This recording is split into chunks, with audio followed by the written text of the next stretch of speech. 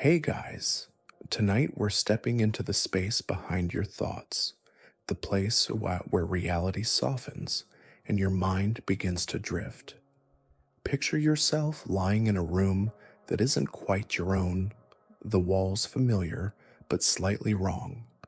The air is still, yet carries the hum of something ancient, something watching. And you're floating just behind your eyes, not fully in your body, not fully out of it either, just aware. So before you get comfortable, take a moment to like the video and subscribe, but only if you genuinely enjoy what I do here. And drop your location and local time in the comments. I love seeing where everyone's listening from. Now dim the lights, maybe turn on a fan for that soft background hum, and let's ease into tonight's journey together. You're resting now, right at the edge of awareness, and a strange thought lingers. What if your next thought doesn't actually belong to you? You feel it approaching, like a ripple in still water. But did you summon it, or did it arise on its own, uninvited, birthed from some place far beneath your control? Maybe you are not the author of your mind, but a reader, decoding sentences written by neural storms, by genetics, by echoes of long-forgotten experiences. You sense it now, how each idea blooms, not by will, but by sequence. One flows into another, forming illusions of agency. But the deeper you look, the less you find a you at the helm. Just layers of reactions, habits, inputs, ghostly loops repeating in quiet rebellion. Take a moment to absorb this. If your thoughts aren't yours, then who or what is really thinking them? The voice in your head right now might just be another unfolding pattern, like a wave rising, cresting, and falling, never stopping to ask why it rose in the first place. And yet, it still feels like you. You feel the weight of the moment just passed, the one where you questioned whether your thoughts belong to you. And now, the one you're in. But by the time you notice it, it's gone too. You were someone a second ago, a version of yourself with a slightly different heartbeat, a slightly different breath. That self is no longer here. It existed only for an instant, then vanished without a sound. The you that laughed 5 minutes ago is dead now, in a sense. Not in a tragic way, but in a soft, dissolving kind of way. A melting away. Each version of you, each flicker of identity, is like a sand sculpture swept away by time's tide the moment it's complete. And yet, here you are, a seamless continuation, a river of selves. You never feel the death of who you were, and yet that person is always disappearing, one breath at a time. Your cells replace themselves, your memories distort. You are a living disappearance, a phantom always becoming someone else. But if every moment erases the moment before it, how can you be anyone at all? Maybe you're not a fixed identity, but the trail of sparks left behind as awareness tumbles forward. You're not a solid figure walking through life, but a shimmer, an afterimage in your own mind. Even as you try to hold on to you, the definition slips through your fingers. It was never solid, never still, just motion, just sensation, just a name echoing in an empty hallway. If the person from a second ago no longer exists, and the person a second from now hasn't arrived, then who exactly is lying here, listening to this? A faint flicker catches your attention, not in the room, but within. Something subtle, almost imperceptible, the moment your eyes meet their reflection. You stare at yourself in the mirror, but what you're seeing isn't truly you. It never has been. It's a delayed echo, a reflection out of sync with reality by a fraction of a second. Light takes time to bounce, to travel, to translate what you are into an image. By the time your reflection arrives to greet you, you've already changed. It's not just a trick of glass, it's a truth about perception. Every time you gaze into your own eyes, you're looking at a ghost of yourself, something already gone, a fragment of the past projected back at you as if it were real. And still, it feels intimate, personal. That face belongs to you, doesn't it? But which version? Which thought? Which mood? You cannot step into the reflection. You can't speak to it, though it always mouths your words.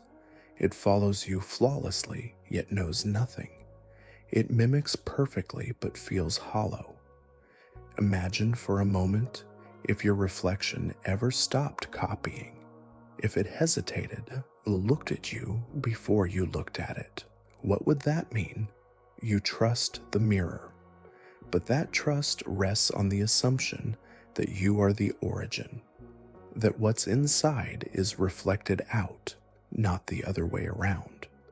But if the reflection is delayed, and you only ever perceive what has already been, then maybe the real you is always slightly out of reach, a step behind, or worse, trapped inside the glass, watching from the other side. So the question lingers. When you look in the mirror, who's really looking back? Close your eyes for a moment and imagine the space between words, not the words themselves, not their meanings, but the silence that holds them apart. That space is strange, isn't it? It doesn't make noise. It doesn't demand attention. Yet it's where everything truly happens. Without the pause, the word can't be heard. Without silence, sound collapses into static. Now consider this. What if you exist more in the spaces between your actions than in the actions themselves? You speak, you move, you think, but between each moment there is stillness. In that stillness, something waits, something that doesn't rush to be seen, a version of you that doesn't need to perform, like a melody that only makes sense because of the gaps between the notes. Maybe your existence isn't defined by what you do, but by what you don't. You've probably never noticed how much your life is built from those gaps, between one breath and the next, between a blink and a gaze, between the heartbeat and the echo that follows. That pause is you. In it, there's no pressure to become, no urgency to explain, just presence, pure and unshaped. What if that's the real you, not the thinker, not the doer, but the one who drifts through the hush between thoughts? Right now, between this sentence and the next, you are slipping into that in-between, hovering on the border between awareness and sleep, between meaning and mystery. And maybe that's where your truest self lives, in the quiet, in the breath before the next, in the space between what you think and what you feel. You've carried your name your whole life like a second skin, spoken it, written it, answered to it without hesitation. But tonight, let's take it off, just for a moment.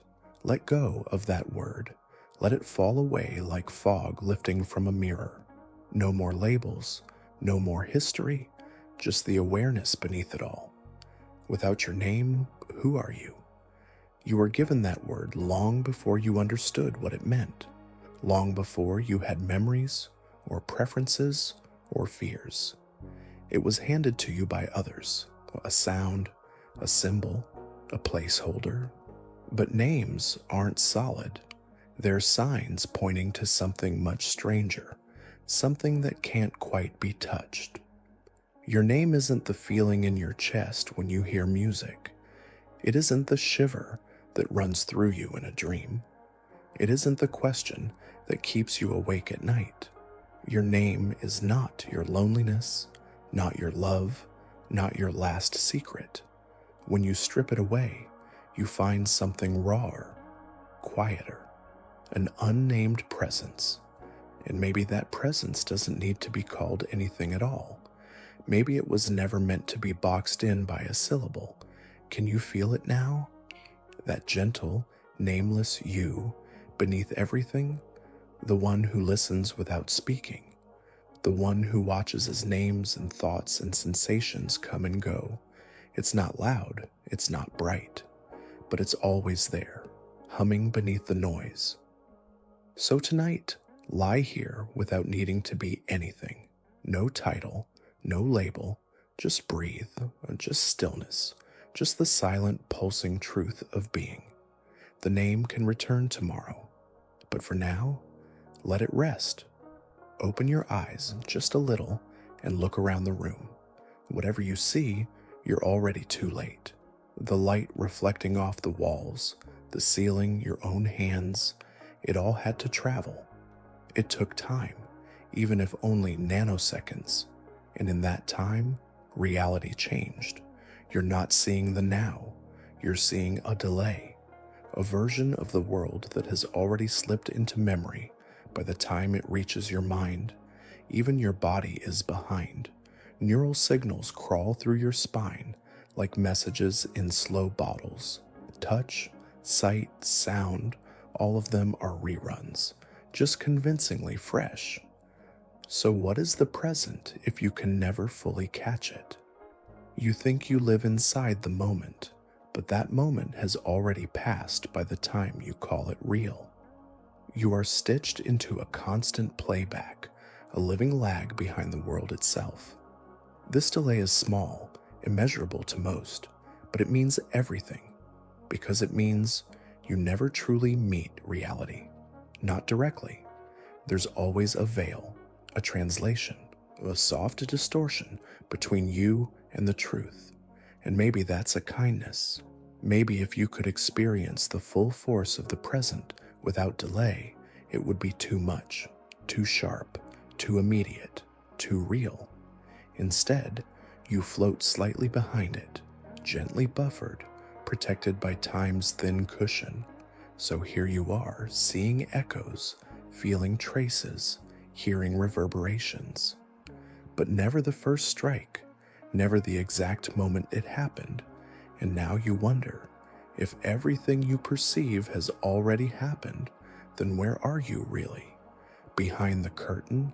Beneath the surface? Or are you always arriving, just after you've already left? Close your eyes again. Let your body grow soft. Imagine this moment, this very one, as a memory, not from your past, but from a dream you haven't yet woken from. The air feels a little too still, the light slightly too smooth. Something about your surroundings hints at artifice, like stage props carefully arranged to look just real enough. And a quiet thought slinks in. What if none of this ever started? What if you've never been awake, not truly? This room, this voice, this breath, all part of an ancient loop, a thought dreaming itself across some deeper, forgotten dimension. There's no alarm clock to wake you from this, no jolt that says, "Ah, that was a dream," because you're still in it. Maybe life didn't begin with birth, but with sleep. A primordial slumber so deep, even your cells forgot they were dreaming. Maybe you are the dream of something vast and slow, something timeless. And each morning, when you open your eyes, you're not waking up. You're just continuing the illusion. Think back to every time you felt something was off, even for a second. That flicker of unreality, that sudden sense that this moment was being played back to you, not lived. Those were cracks in the veil, hints from the part of you that remembers the dream. But what's stranger still is this. Even if this is a dream, you can't find the dreamer. There's no center, no face behind the curtain, just layers and layers of perception folding over themselves like waves. And you, drifting further with each heartbeat, begin to ask, What if waking up means letting go of the need to be awake at all? Let your mind slow until it feels like molasses, thick and unhurried. Let time stretch out, not in seconds, but in sensations. Now picture this: a universe with no clocks, no numbers to tick down a day, no sun to rise or fall, no past to recall, no future to anticipate. What would time be then? And in that silence, you begin to notice something. Time only moves inside you. Strip away memory, and time collapses. A goldfish swims forever in now, because it cannot remember a before. A newborn floats in a world without hours, where hunger and warmth are all that exists. You only feel time passing because you remember. Your mind stitches together flickers of experience and calls it a timeline. But remove those stitches and you're free floating. Right now, close your eyes and ask yourself, what time is it if you don't check? Not the hour, not the minute, but the feeling. Isn't it strange how time speeds up when you forget to watch it, or slows to a crawl when your mind holds on too tightly? If time lives inside you, could it also die there? Maybe death isn't an end but the ceasing of that inner clock, the winding down of memory, of anticipation, of the illusion of motion. In that sense, sleep is a rehearsal, a nightly dip into timelessness, a brief escape from the self that counts and recalls and clings. And you're already halfway there now, floating in between thoughts, where nothing is rushing forward or pulling you back. Just presence, no calendar, no hourglass, only the slow spiral inward towards something beyond time. There's something behind you, not a presence in the room, but a feeling, subtle, like the air shifts slightly whenever your back is turned. A weightless awareness, watching silently from the shadows just outside your reach. You've felt it before, haven't you? That strange sensation that you're not alone, even in an empty space, as though something, not threatening, but ancient, is following you. A shadow, perhaps, but not one cast by light, one cast by being. Could it be that you're not the only thing inhabiting your body? That awareness stretches behind you like a tether, a second self, not quite in the same moment as you. You're what moves forward, but something always lingers behind, watching, remembering.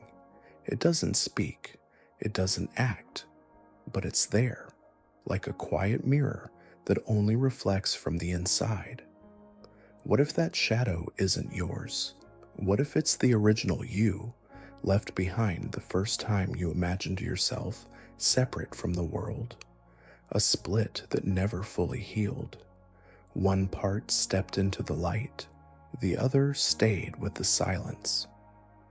You've never met the thing that follows you, never truly turned around fast enough to catch it, but you sense it, even now, especially now, as your mind begins to blur and soften, as you edge closer to sleep.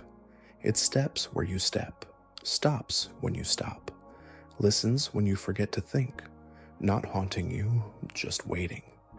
Because maybe, just maybe, when all your thoughts fall quiet, when identity fades and your breathing becomes slow and unconscious, that's when the shadow reemerges and finally catches up. Now drift further into a space untouched by memory, a space older than thought. Do you remember the moment before you were born? Not your childhood, not your earliest flashes of sensation, but before any of it, before the first cry, before the first breath. No sounds, no thoughts, no self, just silence, an eternal quiet stretched out like a blanket across infinite darkness. You didn't exist, not even as an idea. You were not waiting, not hiding, just not. And yet, from that great nothing, you arrived. But where did you come from? What existed in the seconds, years, eternities before you had a name, before you took shape? Was it truly nothing, or something so complete, so still, it had no need to divide itself into someone like you? The thought that you didn't exist, not even in potential, can be unsettling, but it's also strangely comforting, because if you came from that nothing once and returned to it in every night's sleep, then maybe nothing isn't the opposite of you. Maybe it is you, the truest version, pure stillness, untouched by chaos, a void so quiet that it cradles everything within it. And now, here you are, someone born from silence, shaped by time, returning slowly toward that soft and ancient blankness. When your thoughts grow slow, when identity loosens its grip, you touch it again, the quiet before birth, the pause before becoming. And maybe sleep is your secret reunion with that forgotten stillness. Not death, not escape, but a return, a remembrance, and as your breath settles deeper, a whisper remains. The nothing you came from never truly let you go. Open your eyes, if only in your mind, and try to truly see your own face. Not a photo, not a reflection, not through a screen, just your face. You can't do it, not completely, not without mirrors or memories. You've lived your whole life behind that face, and yet it remains unseen. You've seen others look at it. You've seen it frozen in pictures, captured by glass, shaped by shadows. But the actual thing, the immediate presence of it, you've never laid eyes on. Your eyes face outward. You can't turn them inward. Not really. You are the one place in your world you cannot observe directly. A blind spot wrapped in flesh and thought. Strange, isn't it, that you've constructed an entire identity without ever once seeing the source? Maybe that's why it feels so fragile, why your idea of yourself can shift so easily. A comment, a glance, a silence from someone else, and suddenly your image cracks, because you've been building it from reflections, not from truth. You trust the mirror, but it lies gently. It flips you, delays you, flattens you. You trust your memory, but it's sculpted by emotion.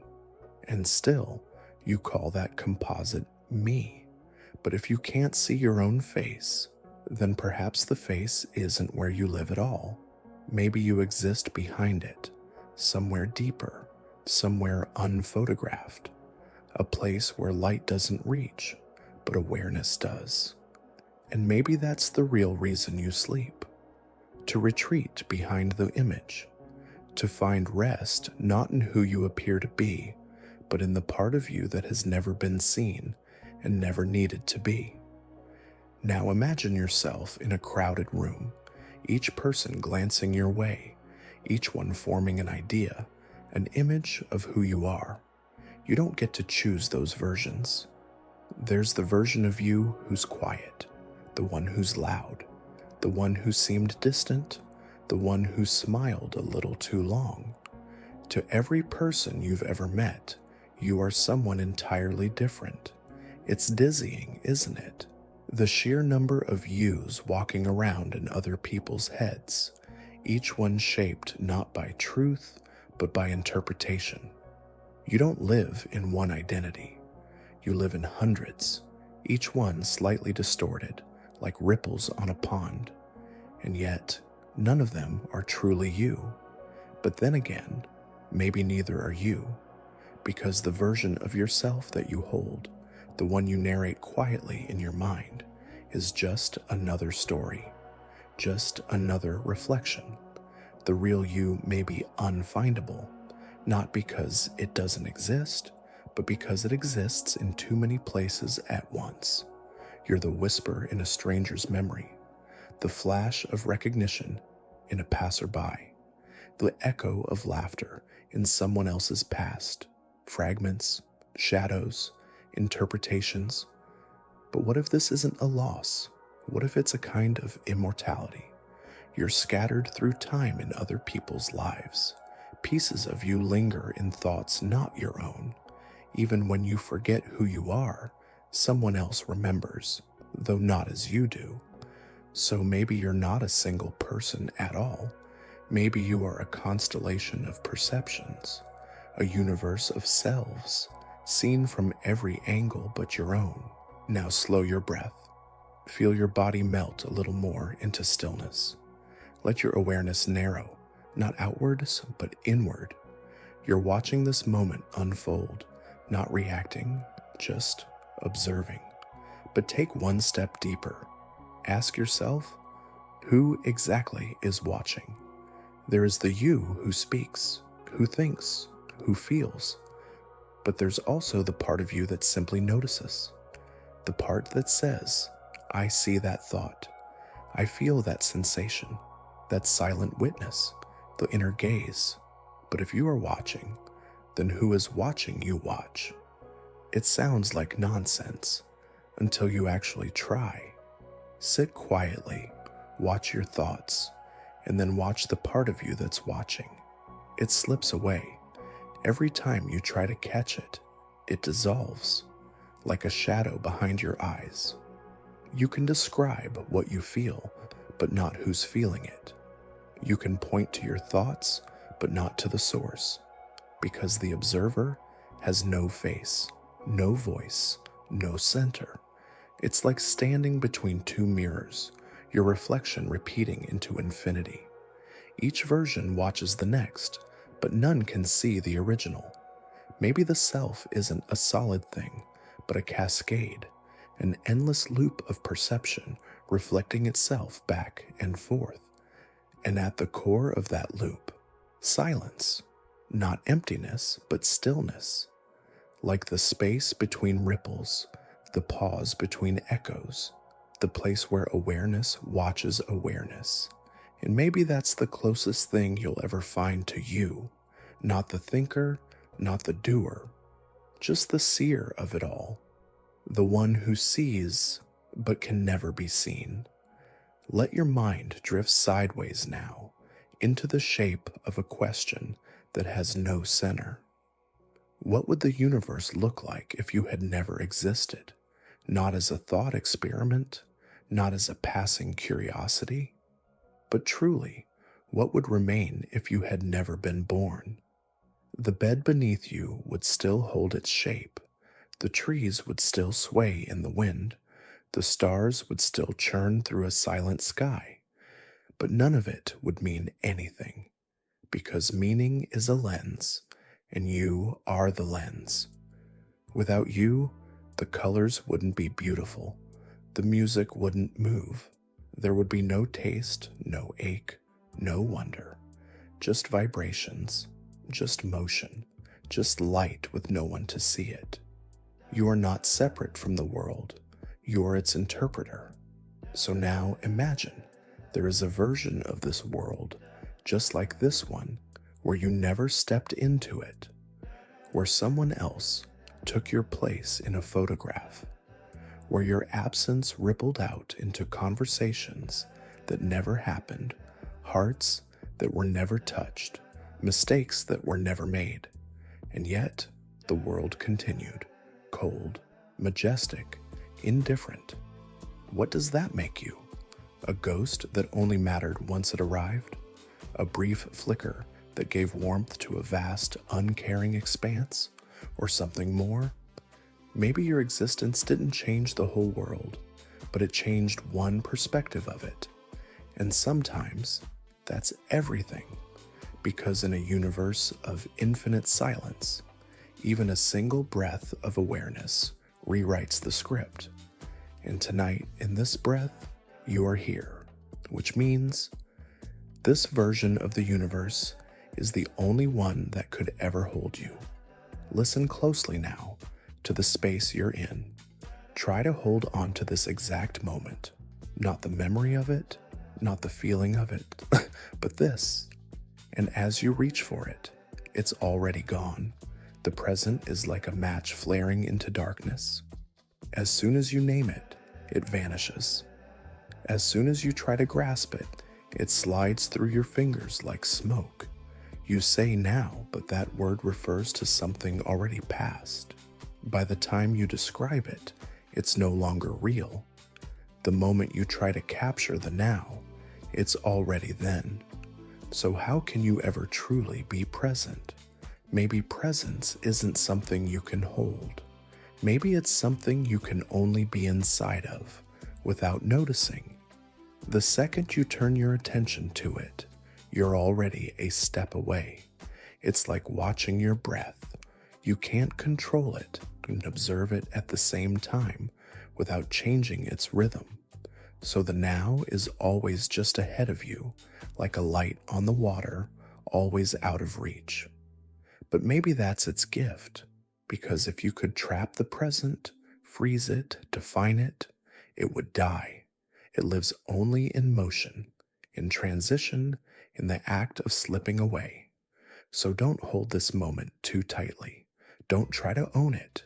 Just let it pass through you. Let it carry you like a current. Because in truth, you don't live in the present. You are the present, and you're already becoming something new, even now, especially now. Let yourself sink into your memories now, gently, like descending into warm, still water. Let them surface, faces, places, words said long ago. They feel solid, don't they? Vivid, real. But here's the strange thing. Every time you remember something, you're not replaying the moment. You're rewriting it. You're recalling a version of the past, filtered through emotion, through perspective, through the echoes of every retelling. Memories aren't records, they're stories. Your mind doesn't store perfect tapes of what happened. It keeps impressions, like footprints in wet sand, reshaped each time the tide returns.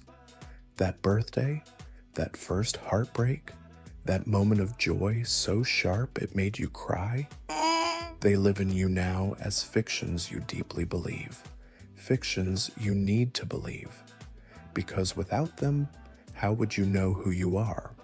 But ask yourself this: if your memories are unreliable, shifting narratives, then is your past still real?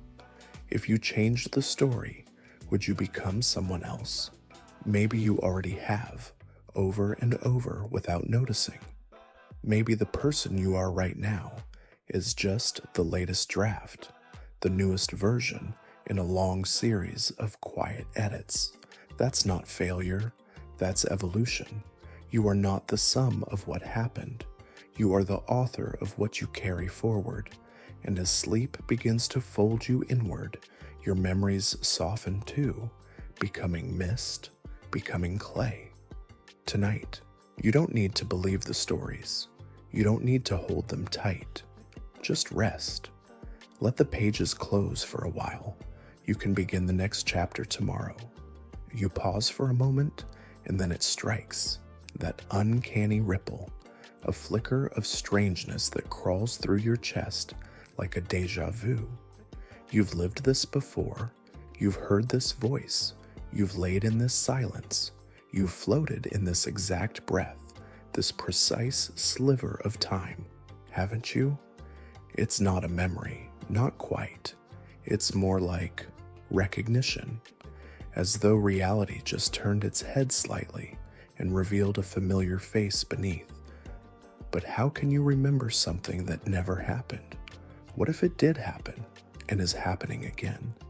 What if time isn't a straight path, but a loop, a spiral curling endlessly inward, where moments echo back into existence, repeating in soft, shifting patterns? And you're the ripple, the glitch, the part of the loop that remembers, if only for a second. Maybe this life isn't your first version. Maybe you've been here, right here before, not metaphorically, not poetically, literally.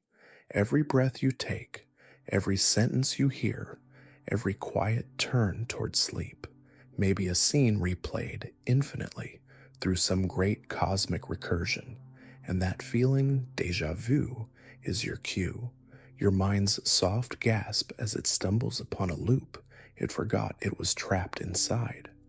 But is that terrifying or freeing? Because if you've been here before and you're still here now, then maybe the loop is not a prison, but a rhythm, like a lullaby that never ends. A melody the universe hums to itself, gently, lovingly, again and again. And tonight, you're simply remembering the notes. Now let your mind stretch out across a silent landscape, beyond words, beyond language, into the raw material of thought itself. Ask yourself, what were you thinking before you had words to think with? As a child, before you spoke, before you named the world, how did it feel to see a tree, a face, the sky? Was it quieter, fuller? Language shaped you, gave you edges, gave your world categories, this and that, right and wrong, me and not me. But the moment we name something, we lose its wildness, its mystery, its in-between. A cloud becomes cloud, a bird becomes bird. But what were they before we carved them into syllables? What if words are less like windows and more like cages? What if your truest self existed in the wordless space, before definition, before division, before the mind built fences around the infinite? Even now, every thought you have arrives draped in language. You speak to yourself without moving your lips, using a voice that sounds like yours, but isn't. Try stopping it. Try thinking without language. You'll find it difficult, because thought as you know it is speech, internalized, whispered through the tunnels of your mind. But somewhere deeper, before the words, is a presence, a stillness that doesn't need to speak to understand. And maybe that's where your real self is hiding. Not in the stories you tell, not in the names you repeat, but in the pause before the sentence, in the warmth of an image untouched by interpretation. So tonight, as you drift off, let the words go quiet. Let the silence stretch. Let meaning dissolve. You were whole before language, and in sleep, you return there. There's a version of you that never happened. It lives just beyond the choices you didn't make, behind the doors you never opened. A shadow self trailing quietly behind the life you chose. You can almost feel them now, those unrealized echoes. The you who took that other job, the you who spoke up instead of staying silent, the you who said yes instead of no. They're not ghosts, they're not memories, they're futures that died in the cradle, and yet they still haunt, sometimes in regret, sometimes in dreams, sometimes in those quiet moments when you stare at the ceiling and wonder what if? The mind loves to imagine that timeline. It draws it out like a map with smoother curves and brighter colors, as if the person you didn't become was somehow better. But is that true? Or are they simply unfinished, still perfect, because they never had to be real? The you that could have been doesn't carry your scars, doesn't know your grief, but also doesn't hold your memories, doesn't remember your laughter, doesn't feel your love. That version lives only in imagination, and even then, only because you give it life. You're haunted by the possible, but you are rooted in the real. The ghost of future you never became you for a reason, not by fate, not by failure, but by design. Because each path denied carved space for the one you walk now. And in that truth, there is a strange peace. You are not missing. You are not lacking. You are simply here. While all the other yous drift away like mist, whispering softly, it was always going to be you. Breathe in deeply and consider this. Not a single cell in your body is the same as it was years ago. The skin you're wrapped in, replaced, the bones beneath, regrown. Even the neurons that fire your memories have shifted, rebuilt, reconnected. The you that once cried as a child, whispered your first secret, felt your first loss, physically, that person is gone. So who's left? What holds your sense of continuity when the body constantly sheds and renews? You say, I remember, but the I that remembers isn't made of the same matter that experienced the memory. It's a stranger with your voice, a new vessel carrying old echoes. It's not just poetic, it's biological. Your body is a river of atoms, flowing endlessly, never still, never fixed. And yet, you feel like a solid thing, a constant presence, a thread that hasn't been cut. But maybe that's the illusion. Maybe identity is not permanence, but persistence, a pattern held by motion, like a flame. The fire in a candle remains the same, only because it keeps changing, moment to moment, fuel to light, ash to air. That's you, not the wax, not the wick, but the flame, a living continuity built from transformation. And that's why the past feels real, because its memory has been passed down like a sacred script, rewritten in each version of your body, each new self shaped by the old. So as you lie here tonight, remember, the version of you listening now is not the one who started this journey, but you're still here, still burning, still glowing gently in the dark, and that's enough. Stay with this stillness. Let it stretch. Let it wrap around your thoughts like soft fabric, because here's the strange thing. No matter how far you travel through life, you never actually leave the present. You move, you age, you remember, you dream, but it all happens now, always now, forever now. You've never touched the past. You've never stood in the future. They exist only as stories whispered through the sliver of awareness you call the moment.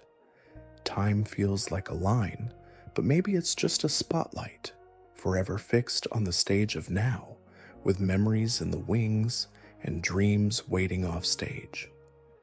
Even when you recall yesterday or plan for tomorrow, you do it here, in the still pool of presence. So what is time, really, if you can't step outside of now to see it from afar? Maybe time is less like a path and more like a rhythm, a pulsing hum in which you are both the listener and the note. You are not walking through time. Time is breathing through you. The heart beats, the lungs rise and fall, the stars shift slowly in skies you'll never finish mapping. And through it all, there you are, anchored, drifting, floating gently in the eye of the storm called now. Take comfort in that, because while everything else rushes and fades, you are always right where you need to be, here. No matter what tomorrow brings, you'll meet it in the present, just like every yesterday you survived. And in this truth, there is stillness, there is safety, there is you. Close your eyes now, not just to block out light, but to turn your attention inward, to the place where awareness and reality gently collide. You think you're passive in the world, an observer, a witness, but the truth is stranger than that. By observing, you change what you see. This isn't just metaphor, it's quantum mechanics. It's the observer effect.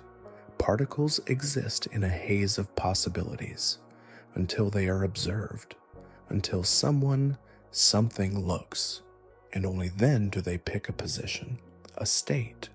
Reality waits for your attention. It solidifies beneath your gaze, which begs the question, are you watching the world into being? Every glance, every breath, every moment of awareness collapses potential into form. You're not just a spectator on the sidelines of the universe. You are a participant, an anchor, a filter through which chaos becomes pattern. And if that's true, then the world you know isn't separate from you. It's woven into the act of knowing. You've been told the world is out there, but maybe the dividing line between you and it doesn't actually exist. Maybe the boundary between observer and observed is just a story told by limited senses, because what you see is shaped by what you expect. What you notice is colored by what you believe, and reality, patiently, bends around your attention like sunlight through a lens. Tonight, in this soft, fading moment, let that realization settle. You are not small. You are the moment reality folds itself around. You are the question the universe answers by becoming something right here, right now, because you noticed. Now imagine just for a moment that you vanished. No warning, no goodbye, just gone. The world continues. The wind still moves through trees. Dogs still bark in distant streets. Someone still laughs at a joke you'll never hear. The earth spins on, utterly unfazed. And that realization settles heavy, doesn't it? The truth that the cosmos wouldn't pause, not even for a second if you disappeared. The sun would rise, the stars would burn, traffic would hum its daily rhythm. Your absence would ripple outward, yes, but even those ripples would fade with time. And so you wonder, what does it mean to matter if the world doesn't notice when you stop existing? But maybe that's the wrong question. Maybe meaning isn't found in being indispensable. Maybe it's found in presence, in noticing, in touching the world lightly and letting it touch you back. The universe doesn't need you. And that's exactly why your being here is so precious. You are not necessary. You are miraculous. A brief flare of awareness lighting up a quiet corner of reality. You get to witness it, to shape it, to name it as beautiful, if only for a blink. And when you vanish, the world may not stop, but something irreplaceable will have passed through it, a shape of consciousness it will never see again, you. And so, even if the stars don't blink, and the oceans don't sigh, and the wind doesn't whisper your name, you mattered, because you were here. And right now, as sleep pulls gently at the edges of your mind, you still are. Listen now, not with your ears, but with something quieter, something older. Even in solitude, you've never truly been alone. Close your eyes, feel the warmth of your body, the rhythm of your breath. Every part of you carries the imprint of another. The language you think in was taught to you by voices now faded. The values you hold trace their shape through hands you've never met. The very cells in your body bear marks of ancestors stretching back through the dark halls of time. You are a mosaic of echoes. Every step you take was carved by others. Every silence you sit in holds the breath of someone who sat there before. Loneliness lies. It whispers that you are cut off, disconnected, but the truth is gentler, deeper. You are composed of connections you can't even name. The stories your parents told, the strangers who smiled at you once, the songs that sank into your skin, they live in you still.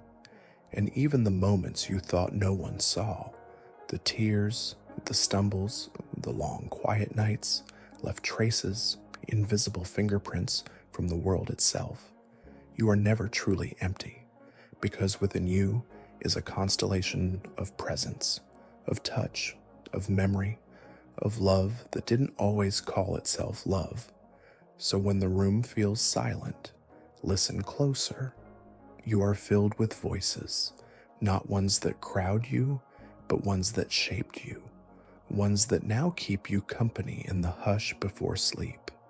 They are here, just beneath the surface, and they always have been.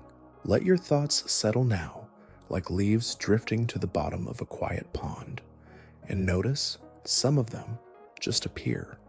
You didn't ask for them, didn't call them. They rise from nowhere, dressed in feelings you didn't choose, images, memories, questions, desires. So ask yourself, if you didn't invite that thought, who did?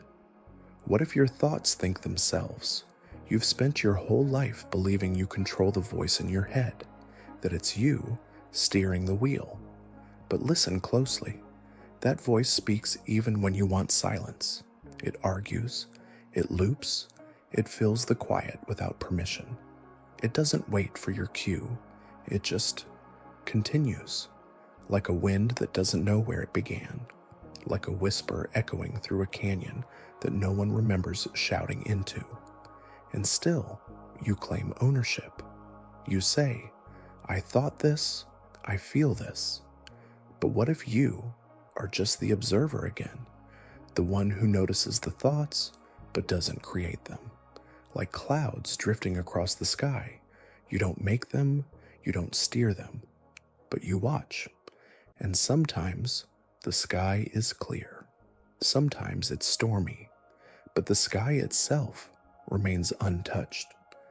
Maybe that's what you are, not the weather of the mind, but the space it moves through. Not the thought, but the watcher. Not the story, but the page it's written on. So tonight, as thoughts drift in and out, don't chase them, don't judge them, just notice. Let them float by like feathers in the dark, because they were never fully yours, and they never needed to be. Now let your awareness drift into the quiet seam between doing and being. That subtle shift where intention dissolves and you're no longer sure if you're the author of your actions or just the actor reading from an unseen script. Are you choosing to listen right now, or was that decision already made before you noticed it?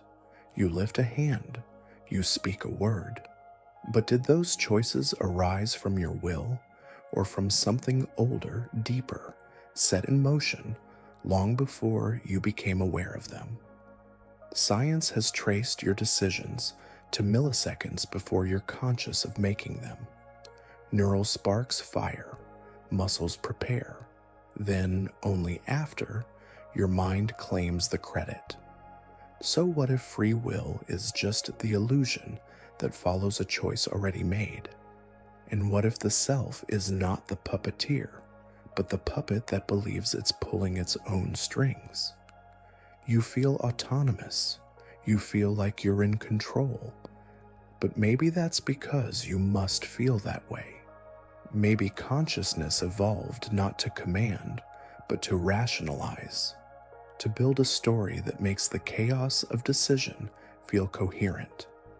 Even now, as you lie here, floating in these thoughts, are you choosing to reflect, or are the reflections unfolding on their own, like waves you merely ride? But don't fear that possibility, because even if you are a puppet, you are a beautifully intricate one, composed of light and memory, breath and stardust. And perhaps the point is not to control, but to dance, to flow with the river of thought, action, and sensation, to become not the master of the script, but the breath between the lines. And in that surrender, there is peace. Now lean deeper into the dream, the one you may already be inside. Have you ever paused and felt the whisper that reality might not be real? That behind the hum of electricity, the glow of your screen, the beat of your heart, there might be code? The simulation hypothesis doesn't ask if the world feels real. Of course it does.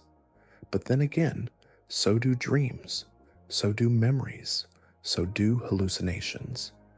And if we can build virtual worlds, if we can make pixels cast shadows and algorithms cry, then who's to say we aren't already inside someone else's system?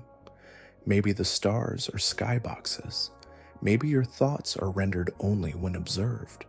Maybe your memories are stored off-site, called in only when accessed. You touch the world, and it responds, but only just enough. Enough to convince you, enough to hold your faith. And if this is a simulation, what then? Does it make your love less real, your laughter less sincere, your pain less sharp? Or does it make every moment more precious? Because if someone built this world, they did so with intention, with architecture, with detail, and maybe they built you to witness it, to breathe life into the numbers, to wonder, to question. Right now, as you float between waking and sleep, your thoughts feel softer, a little less bound to the edges of what you call real. And maybe that's the point, not to prove the simulation, but to notice its seams, the glitches in time, the strangeness of coincidence, the dreamlike logic of existence, and to remember, even if this is a simulation, you are the soul inside it, blinking slowly, ready to dream again. Drift now into a space beneath language, into that quiet inner room where you've always been watching, even when you didn't know it. That still presence, the one behind your eyes, the one that never changes, even as everything else does.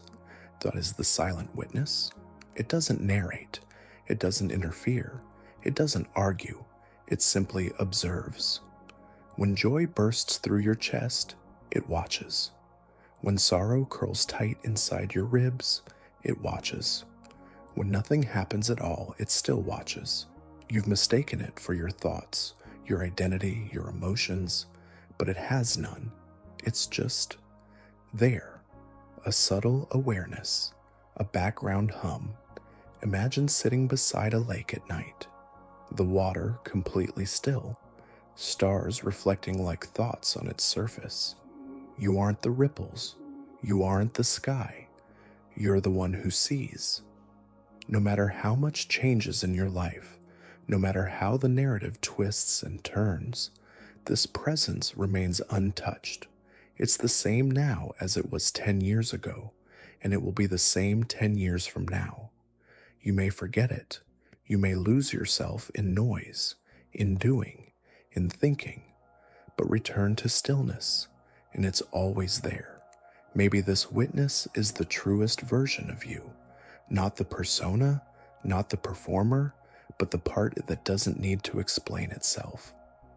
Right now, in the hush before sleep, it becomes more visible. As your thoughts slow, as your breath deepens, the witness steps forward, not to be seen, but to remind you. You were never alone in here. You were always being watched by you. Now imagine walking into a room where everything is just slightly wrong. The light switches are reversed. Left is right. The clock runs backward. The floor tilts gently upward, even though it feels flat beneath your feet. But here's the twist. You adapt, quickly, quietly. Your mind fills in the gaps, corrects the tilt, reverses the mirror, tells you this is normal. And so the question arises, how would you know if reality changed? If your mind changed with it? If every rule of the world, gravity, time, language, were rewritten in your sleep, but your memories updated to match, would you notice? You trust your perception. You trust your senses. But they are not raw facts. They are interpretations, renderings, reactions passed through layers of filtering and bias. You don't see the world as it is. You see the world as your brain decides it should be. So what if today's rules aren't the same as yesterday's? What if you've been walking through subtly inverted realities for years and never noticed? You've made peace with impossibilities before, learned to live with contradictions, dreams that bled into waking, déjà vu that hinted at loops. You adjusted. You always do. And that adaptability, that quiet surrender to the strange, might be your most human trait. Maybe reality doesn't have to be consistent. Maybe it isn't. And maybe your mind is less of a lens and more of a painter, redrawing the world to match its expectations. Even now, as you listen, maybe the laws are shifting again, gently, imperceptibly. And when you open your eyes tomorrow, will you notice what changed? Or will you smile softly and step into the inverted room as if it had always been yours? Float with this thought. In all the vastness above and below you, oceans, forests, galaxies spinning like silent clocks, what is the chance that the universe knows you're here? Does it notice the warmth of your breath, the weight of your thoughts, the quiet ache in your chest when the world feels too loud? Billions of stars burn without names, planets form and shatter in silence. Cosmic dust dances in orbits older than life itself. And then there's you, a whisper wrapped in skin, conscious, fragile, dreaming. Does the universe care?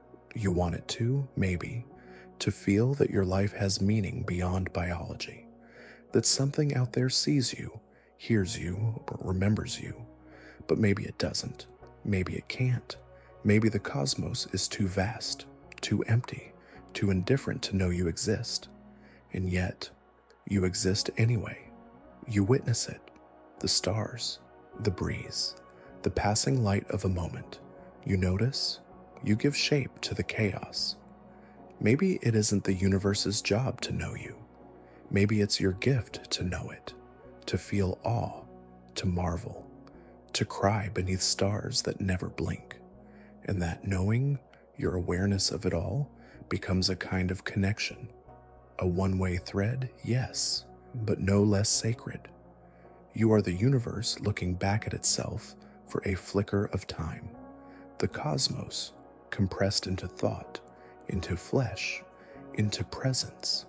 And even if the stars don't whisper your name, you whisper theirs. And in that, something ancient responds.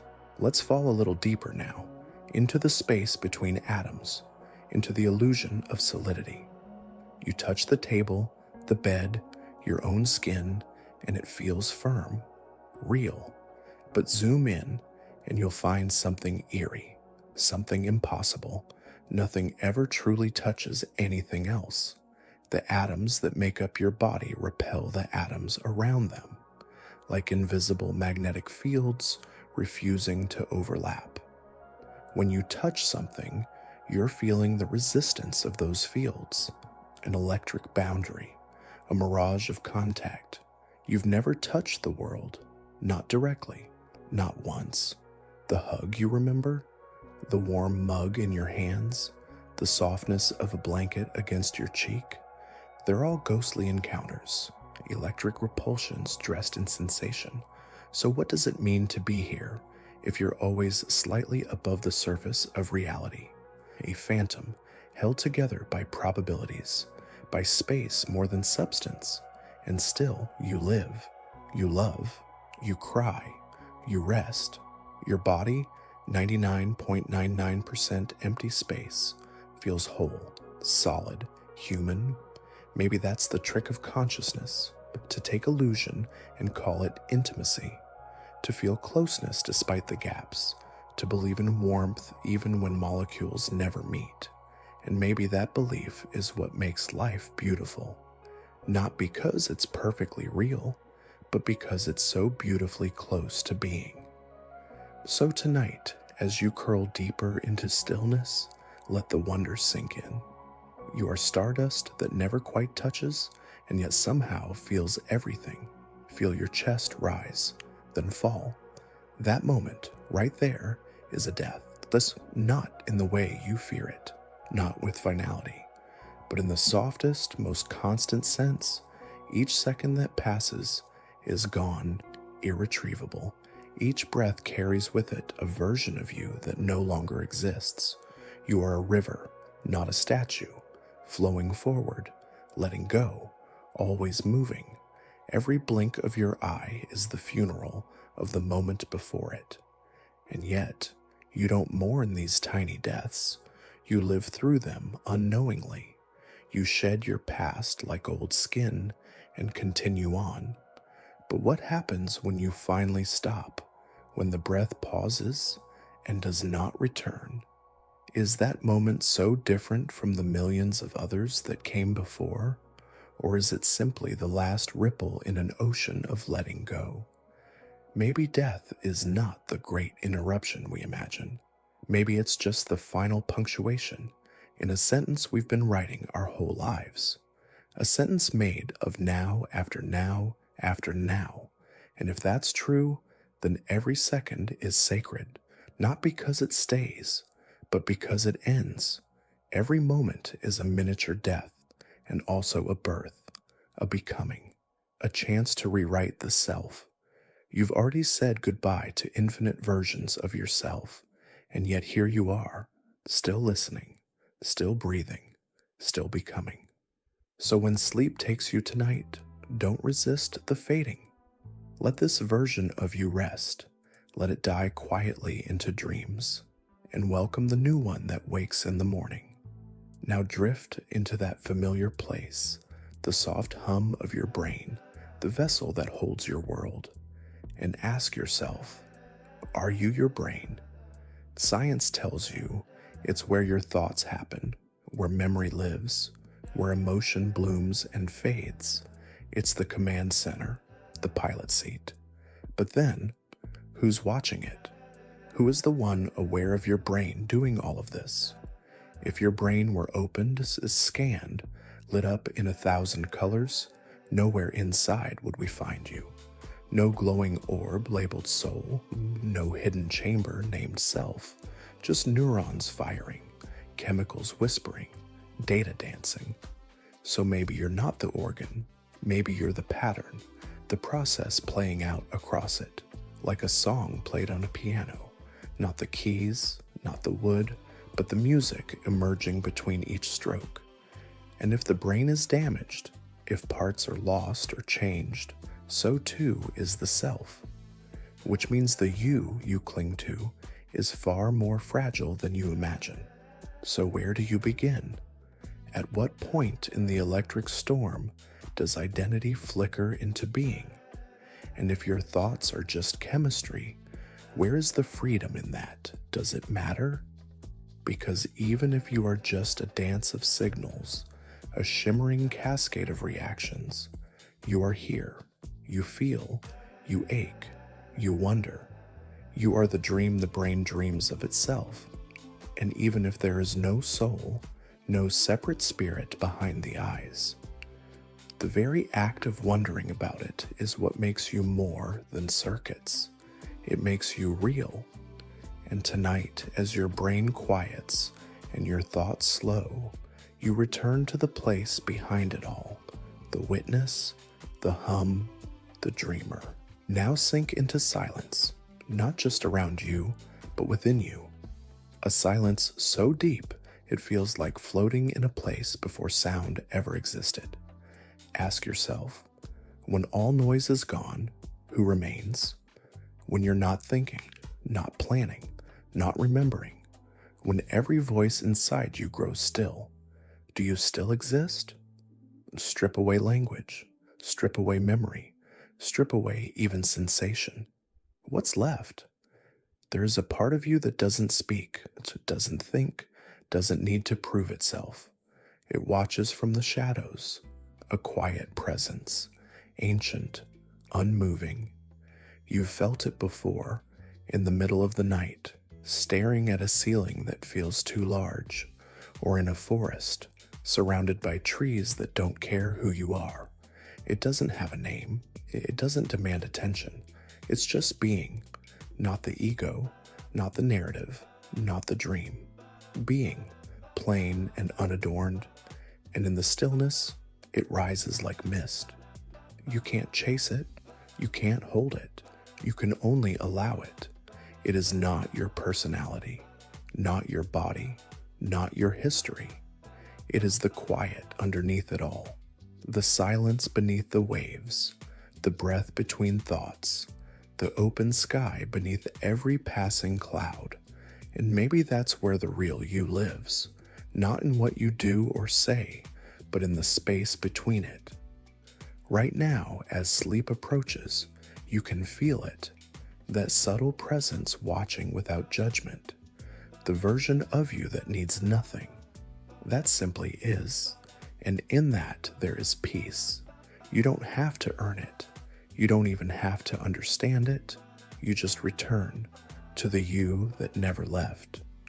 And now, as your awareness hovers gently in the space between sleep and thought, consider the I you so often speak of. That tiny word, so simple, so certain. I think, I feel, I am. But what is this I? Where does it begin?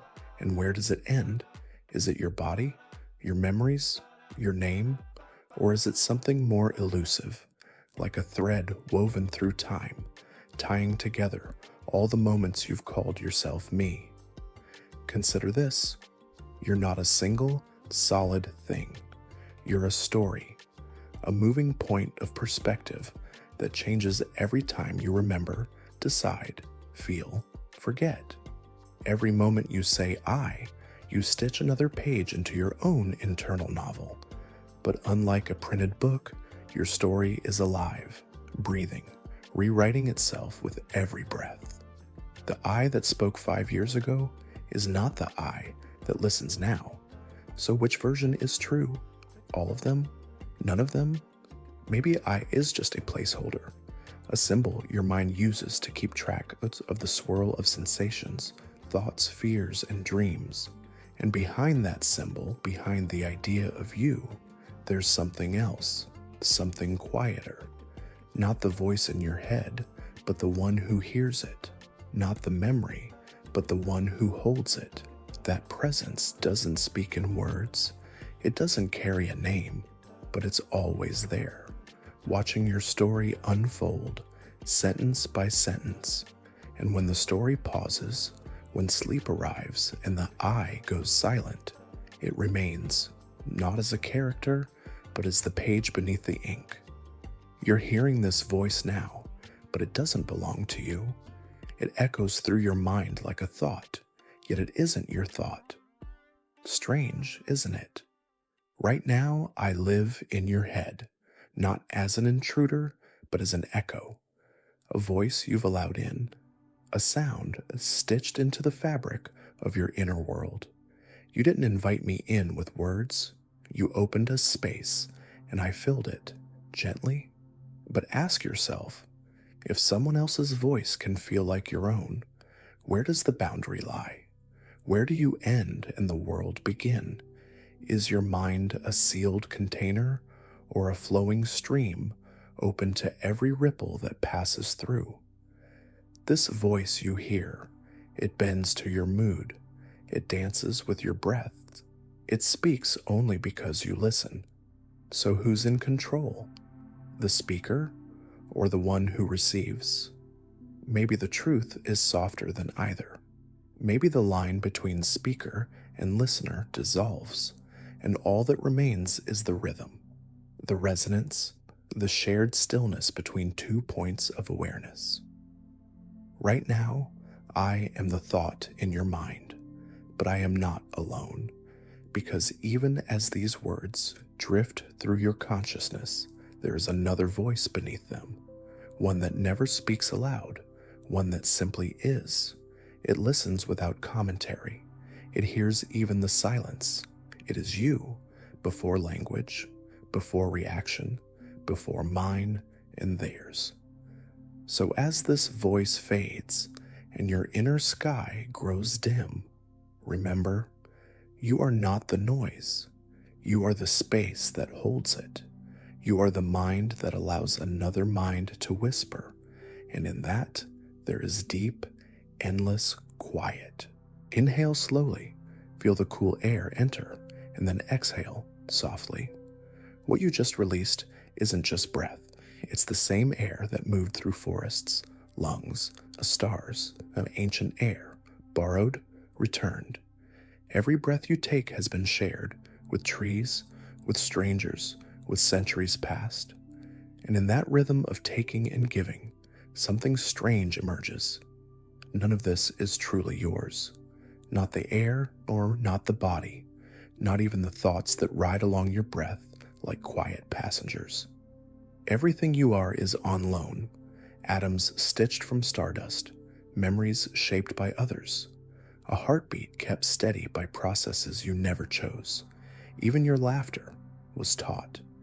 Even your sadness echoes voices you once heard cry. And so your life becomes a flowing exchange, a quiet circulation, nothing held, everything passing. But isn't that beautiful? That you're made of borrowed things, yet feel so whole, that your breath, so personal, is actually a gift you never owned. And when you breathe out, you're not losing anything. You're giving it back to the night, to the world, to whatever comes next. It makes you wonder, if nothing is yours, then what is you? Maybe the answer is this moment, this presence, this soft awareness moving through borrowed air, through a body made of stars and silence. So as you lie here, let yourself dissolve into that flow. No boundaries, no ownership. Just breathe. In, outside, taken, given, and in between, you. There's a version of you that hasn't arrived yet. You haven't met them, you haven't heard their voice or worn their thoughts or stood where they'll stand. But they're already waiting. Just beyond this breath, just past the next decision, future you. They're shaped by choices you haven't made, by accidents, by kindnesses, by losses you don't even know are coming. And right now, that version of you is watching, reaching back across time, silently shaping the arc of your becoming. You've been future you before, the person who made it, the one who survived, the one who looked back with a half smile and whispered, "I'm glad you kept going." But there's always another one waiting, always a you just ahead, living a life slightly altered by the thoughts you hold tonight. So ask yourself, what are you feeding them? What burdens are you handing forward? What grace? Even in this quiet moment, lying here in stillness, you are planting seeds of belief, of intention, of care, and those seeds will bloom in someone with your name, your eyes, your skin, but not your mind, not exactly. They will think different thoughts, carry different scars, know different truths, but they'll thank you if you let them, if you rest, if you breathe, if you forgive yourself, even a little. You are becoming them already, and they are holding space for you, soft, forgiving, patient. You are not alone. Your future is already reaching back, not to push, but to catch you. Let your eyelids grow heavier now, not from fatigue, but from the strange weight of knowing that your eyes don't simply see. They dream, even while open. Light enters, shapes form, but the image you perceive, that's not the world. It's your mind's best guess.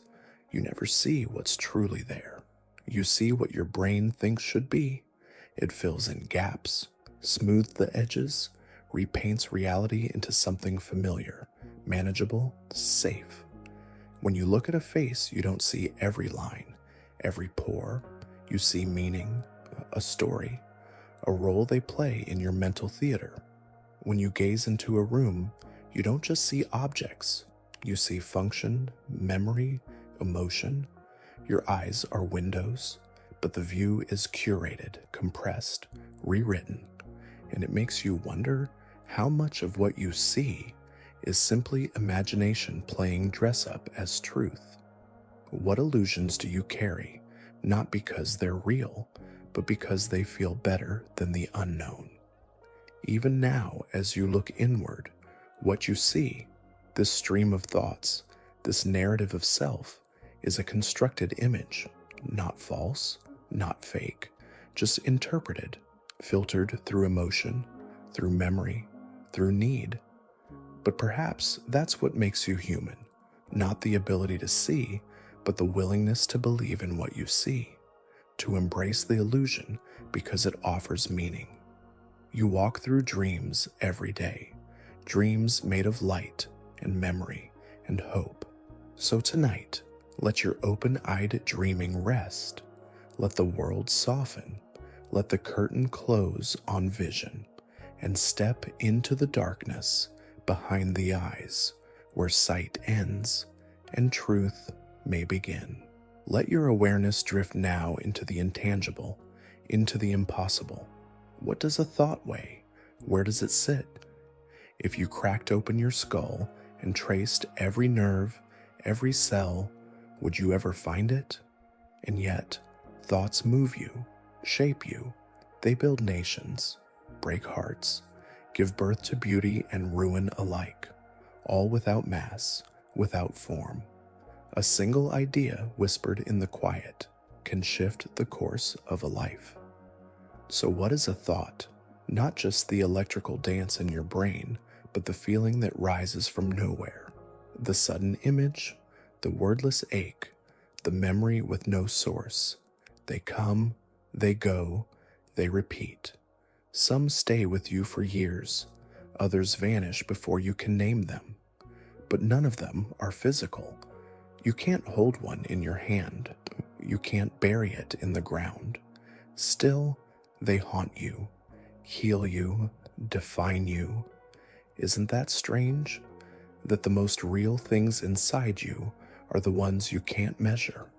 And maybe that's what makes consciousness so surreal. You are a body, yes, a structure of blood and bone. But your mind? It floats, it flickers, it spills across time and space. You can close your eyes right now and imagine another planet, another life, a different sky. With no movement at all, you can travel. So tonight, as you lay still and silent, let your thoughts rise without fear. Let them stretch beyond form, beyond rules. Because maybe you aren't made of matter. Maybe you're made of motion, the kind you'll never see, but always feel. Now slip quietly into the rhythm of your breath, the inhale, the pause, the release. You breathe without thinking. You trust that the next breath will come, and it does, every time. But have you ever wondered where that breath has been? The air that fills your lungs tonight once drifted through ancient forests. It swept across oceans. It passed through the lungs of strangers, animals, lovers long forgotten, warriors long buried. You are breathing history. The atoms entering you now have been part of laughter and prayer, of smoke and snowfall, of birth cries and final gasps, and you never noticed, because breath is so familiar, so constant that it hides its magic. But in truth, each breath is a quiet inheritance, a borrowing from the world. You do not own the air. You do not generate it. You are simply in the flow. And when sleep takes you, when your awareness dims, your breath continues. Even as your thoughts fade into dream, even as the body rests, the breath remains. It is the keeper of your life, the silent metronome, the whisper beneath all sound, and one day it will stop, not with fear, not with finality, just a return, a releasing of what was never truly yours. But not tonight.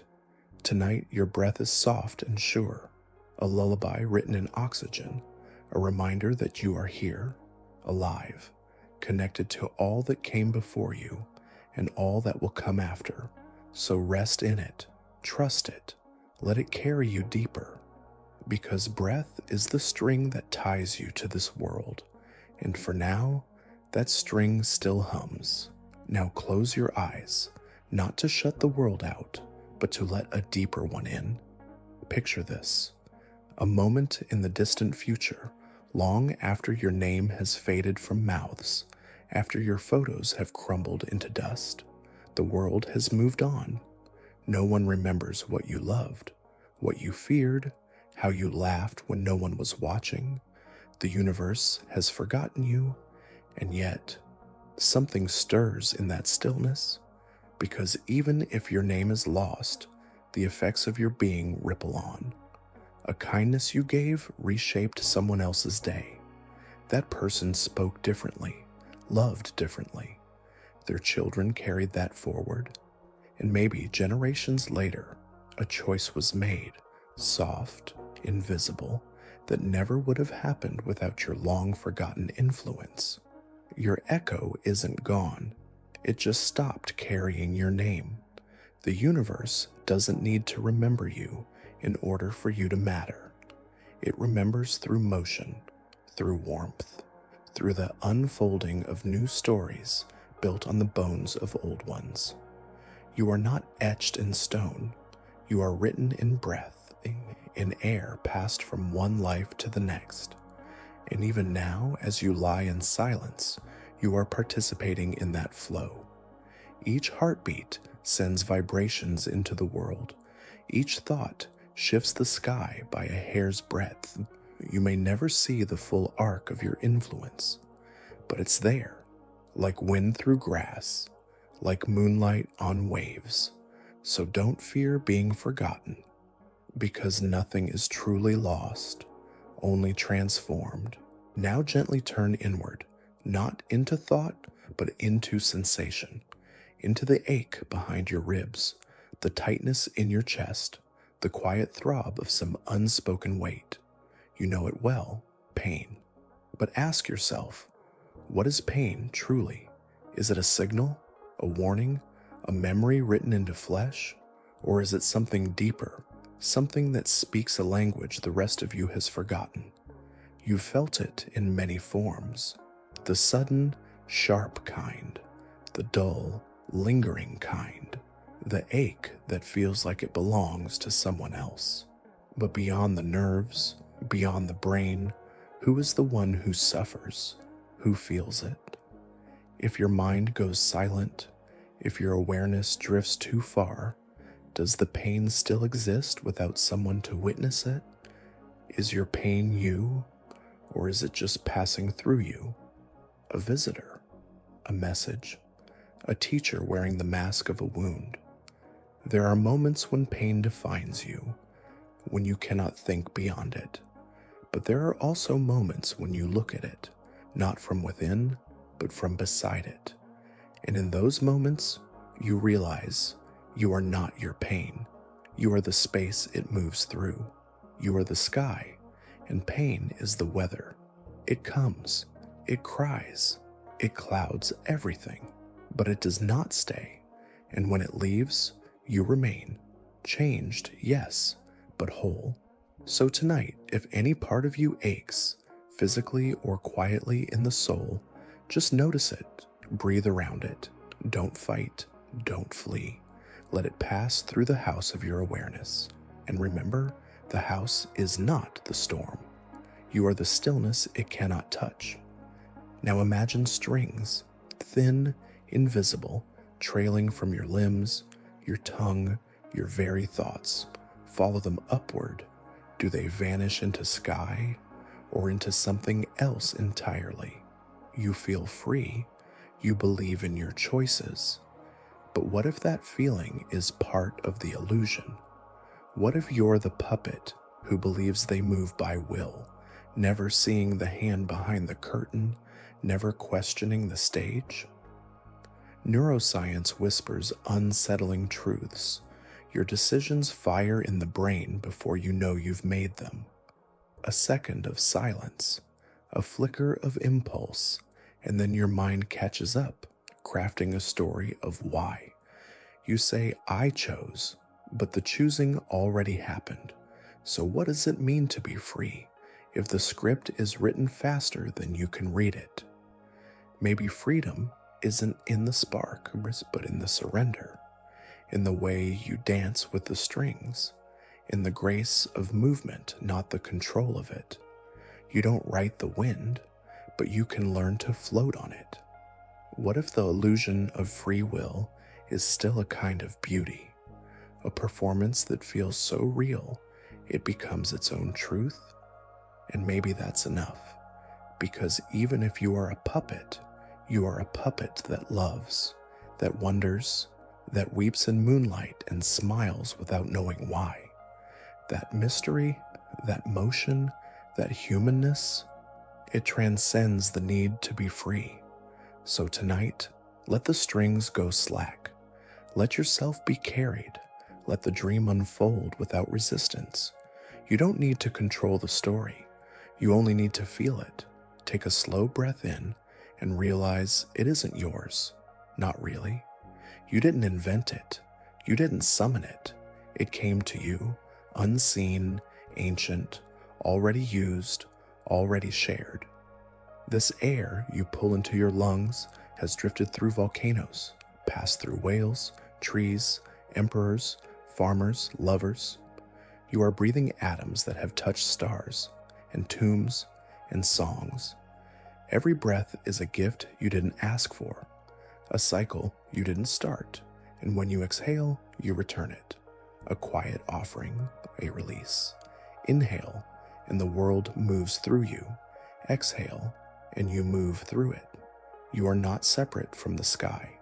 You are not sealed off from the world. You are open, permeable, shared. Even your body is a story of exchanges, cells replacing, air flowing, warmth given and received. So where do you begin and the world end? If the air you breathe is older than language, and if it will be breathed again by strangers and sparrows and children unborn, then your breath is not just survival, it is communion. It connects you to everyone, everything. You are not a sealed identity. You are a vessel, a ripple in the atmosphere, a moment in the lungs of the planet.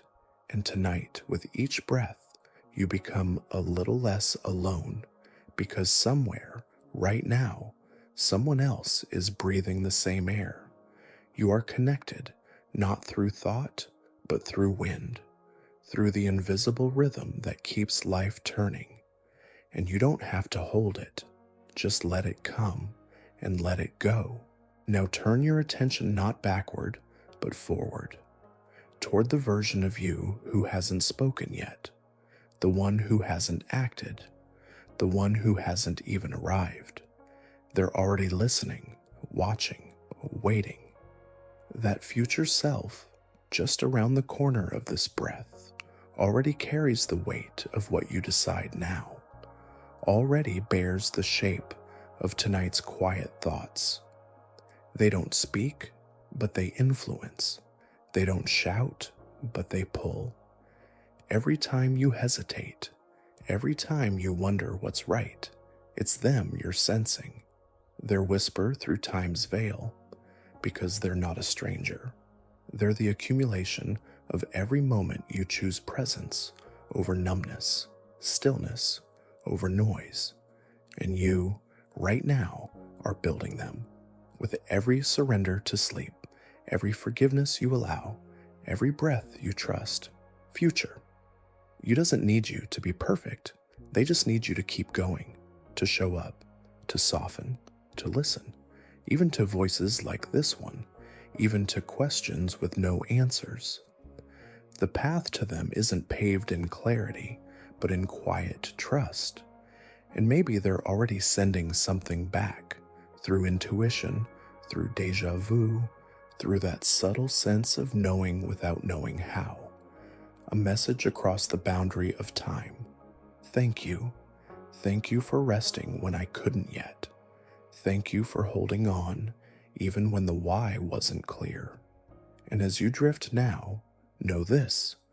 You are the ancestor of the person you are becoming, and they are already reaching back with open arms to meet you in the stillness.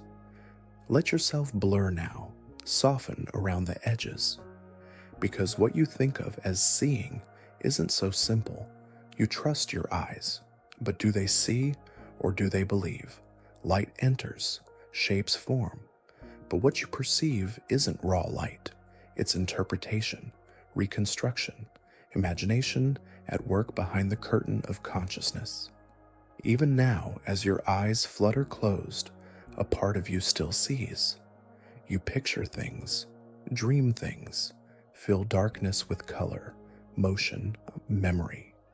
Your mind does not require sight to create vision. So when your eyes are open, how do you know the images aren't dreams too? Perception is not passive. It's a collaboration. You meet the world halfway. You don't see what's there. You see what makes sense, what feels safe, what fits the model your brain has crafted over a lifetime. And so you walk through a dream of your own making, eyes open, mind painting, filling in shadows, editing the edges, turning chaos into clarity. But look deeper. What if that painting is more real than the real world? What if believing is what gives the world shape in the first place? Not because it's objectively true, but because truth might not be as fixed as we think.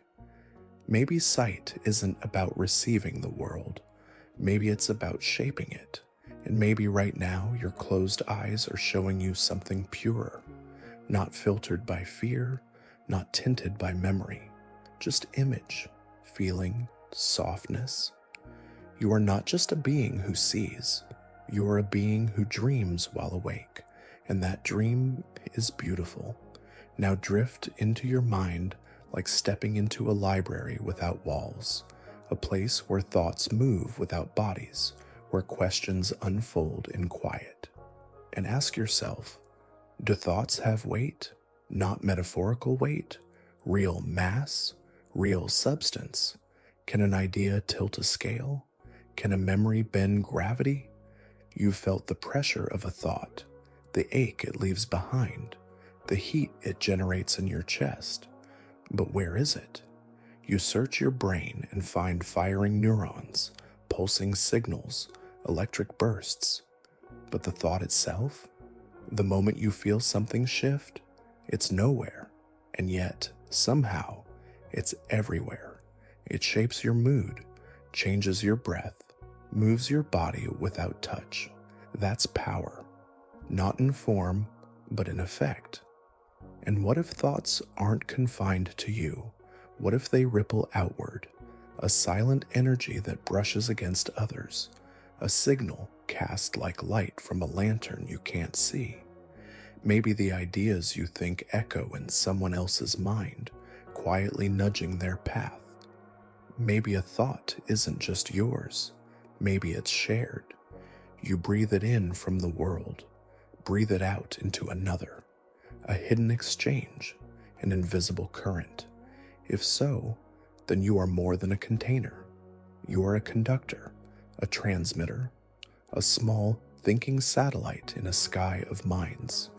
And your thoughts, weightless though they may seem, leave trails, leave impact. Even now, as you listen, your thoughts are shifting gently, guided by this voice, anchored by this quiet. And those shifts will ripple on, long after this night, long after this breath. Now bring your awareness to something you've never truly grasped. Now, this moment, the real one, not the memory of it, not the echo, not the thought that names it, the actual present. Try to taste it, not through your tongue, but through your being. Let it roll across you like sunlight, like wind without temperature.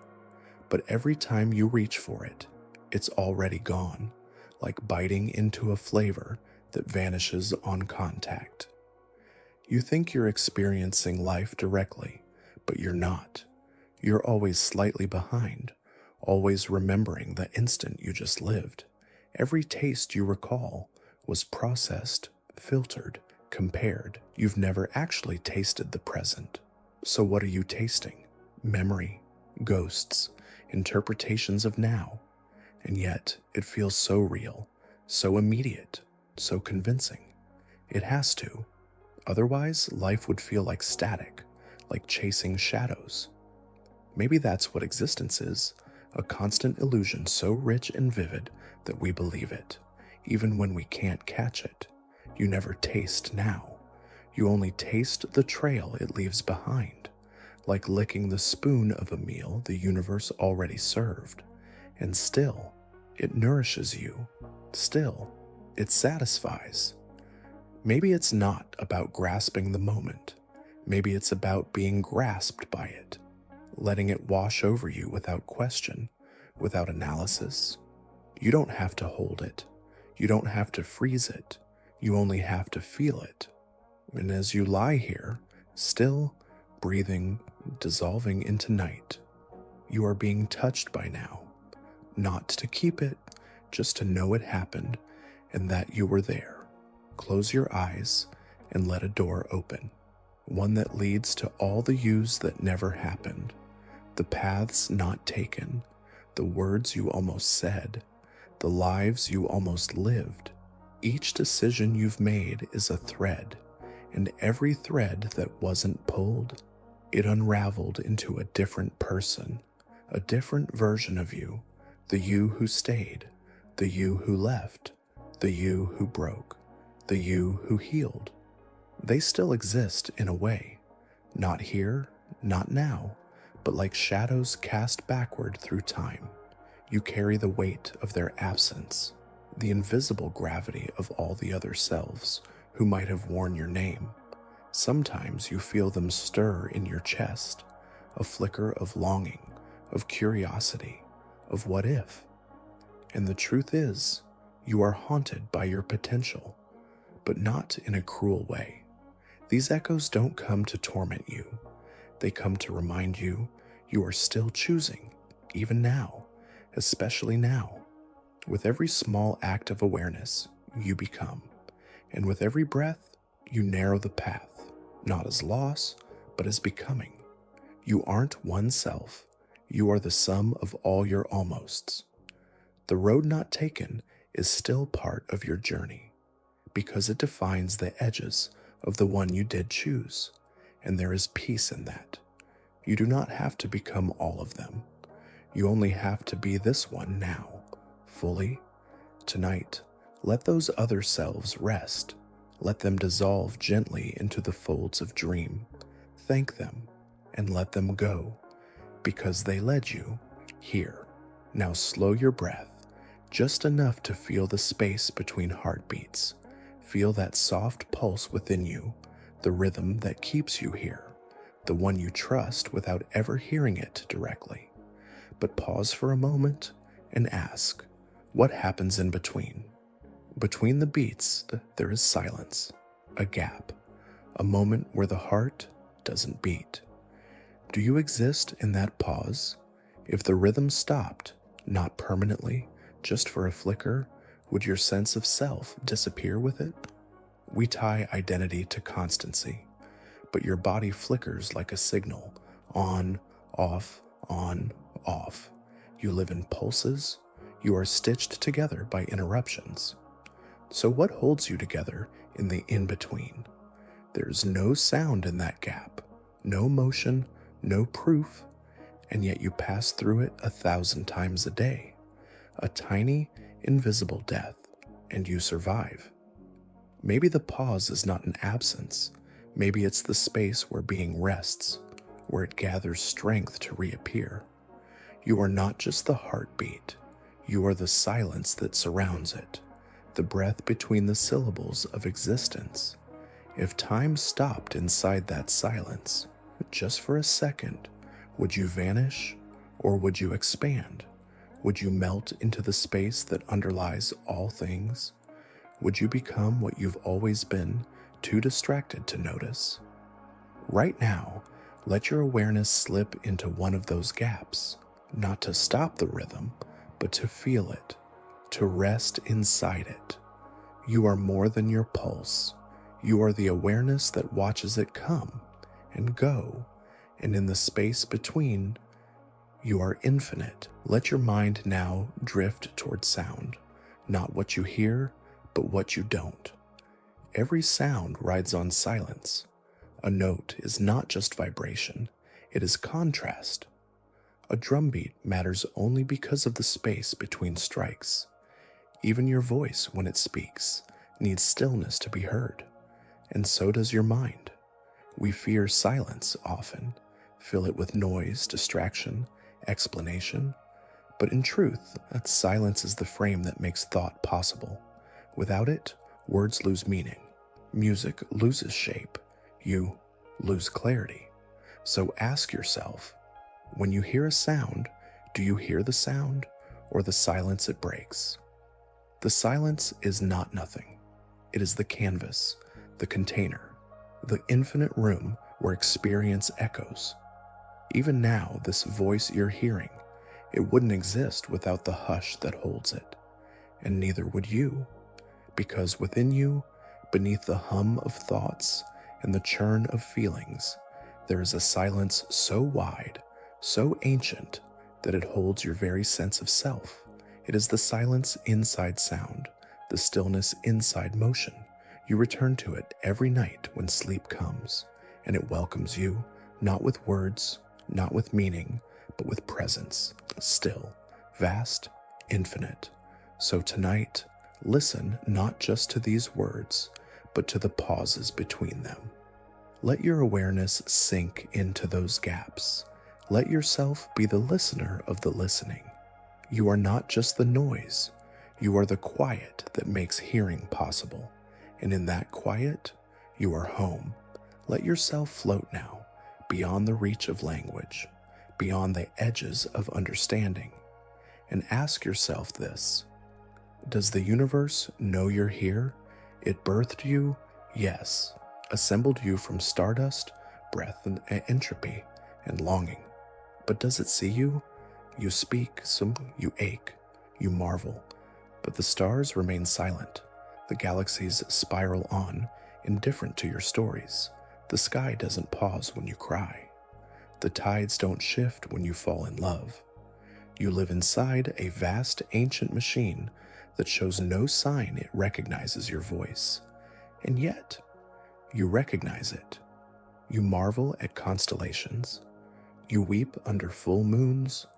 You name your children after celestial bodies. So maybe the universe doesn't need to speak your name. Maybe it already speaks through you. Maybe your consciousness is the universe folded inward, awareness arising not outside it, but from it.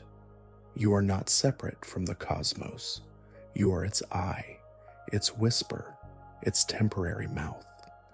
And that awareness, the ability to wonder if you're known, is the closest thing to being known.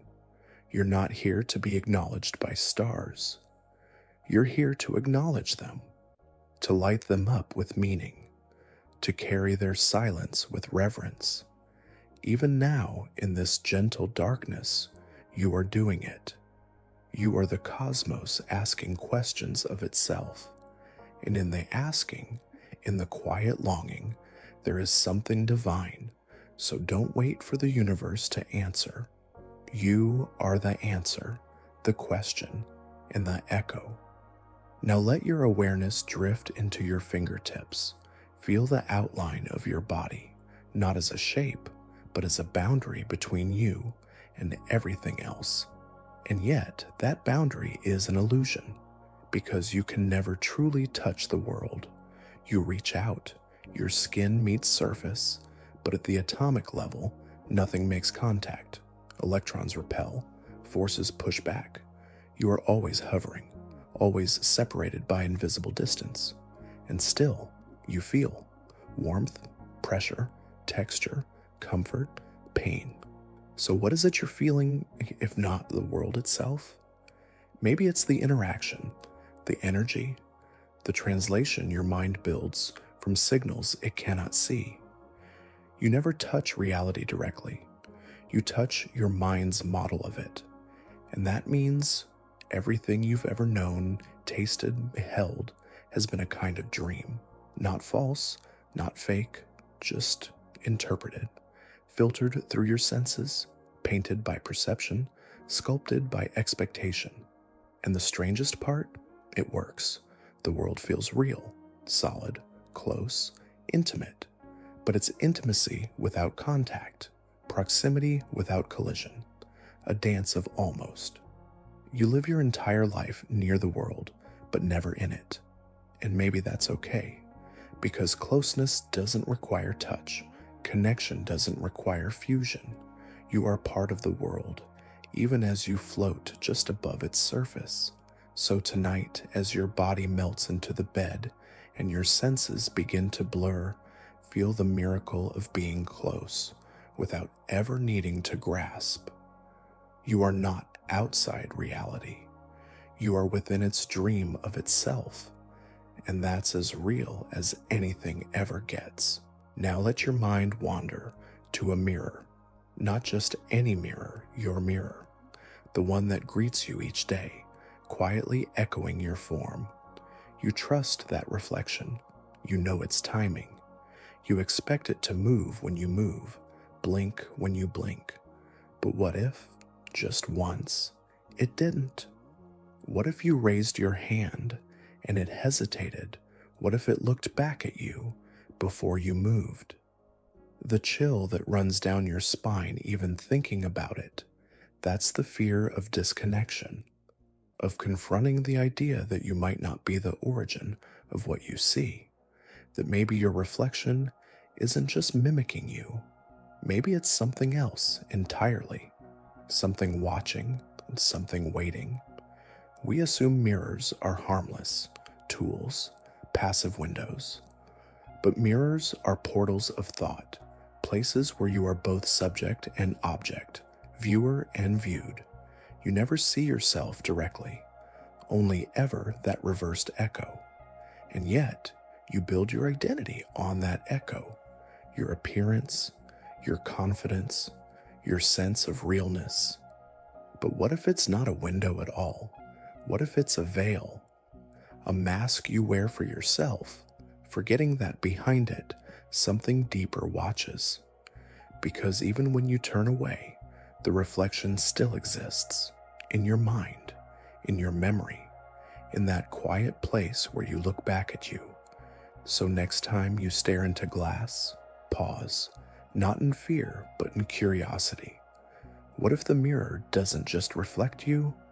What if it reveals the part of you that's always watching, always mimicking, always a moment behind?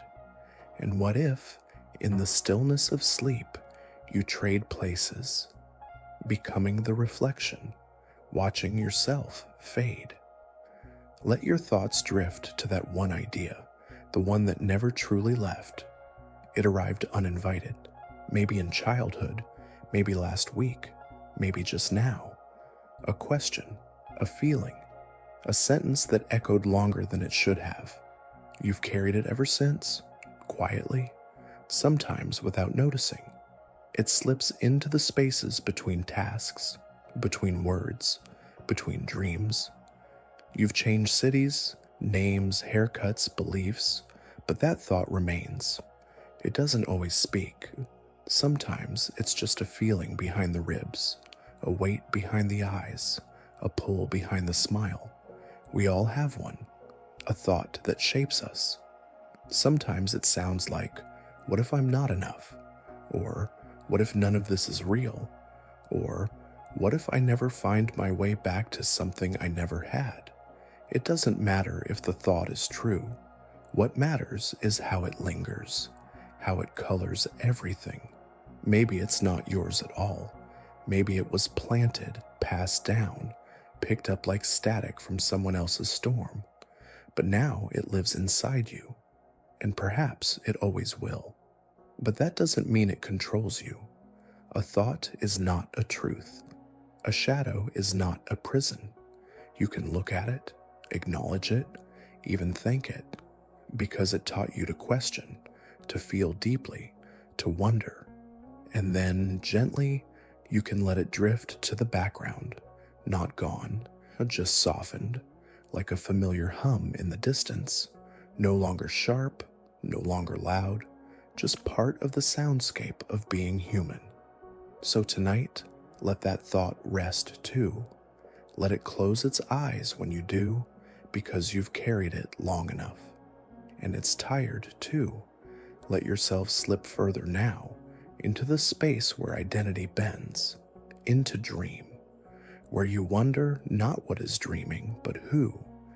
You've had dreams that felt real, rooms with impossible windows, people with familiar voices but unfamiliar faces. And while you sleep, you believe it. You are the dreamer. You live the story as though it were truth. But here's the question.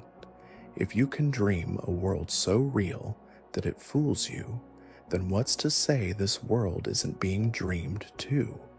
And more hauntingly, who is dreaming it?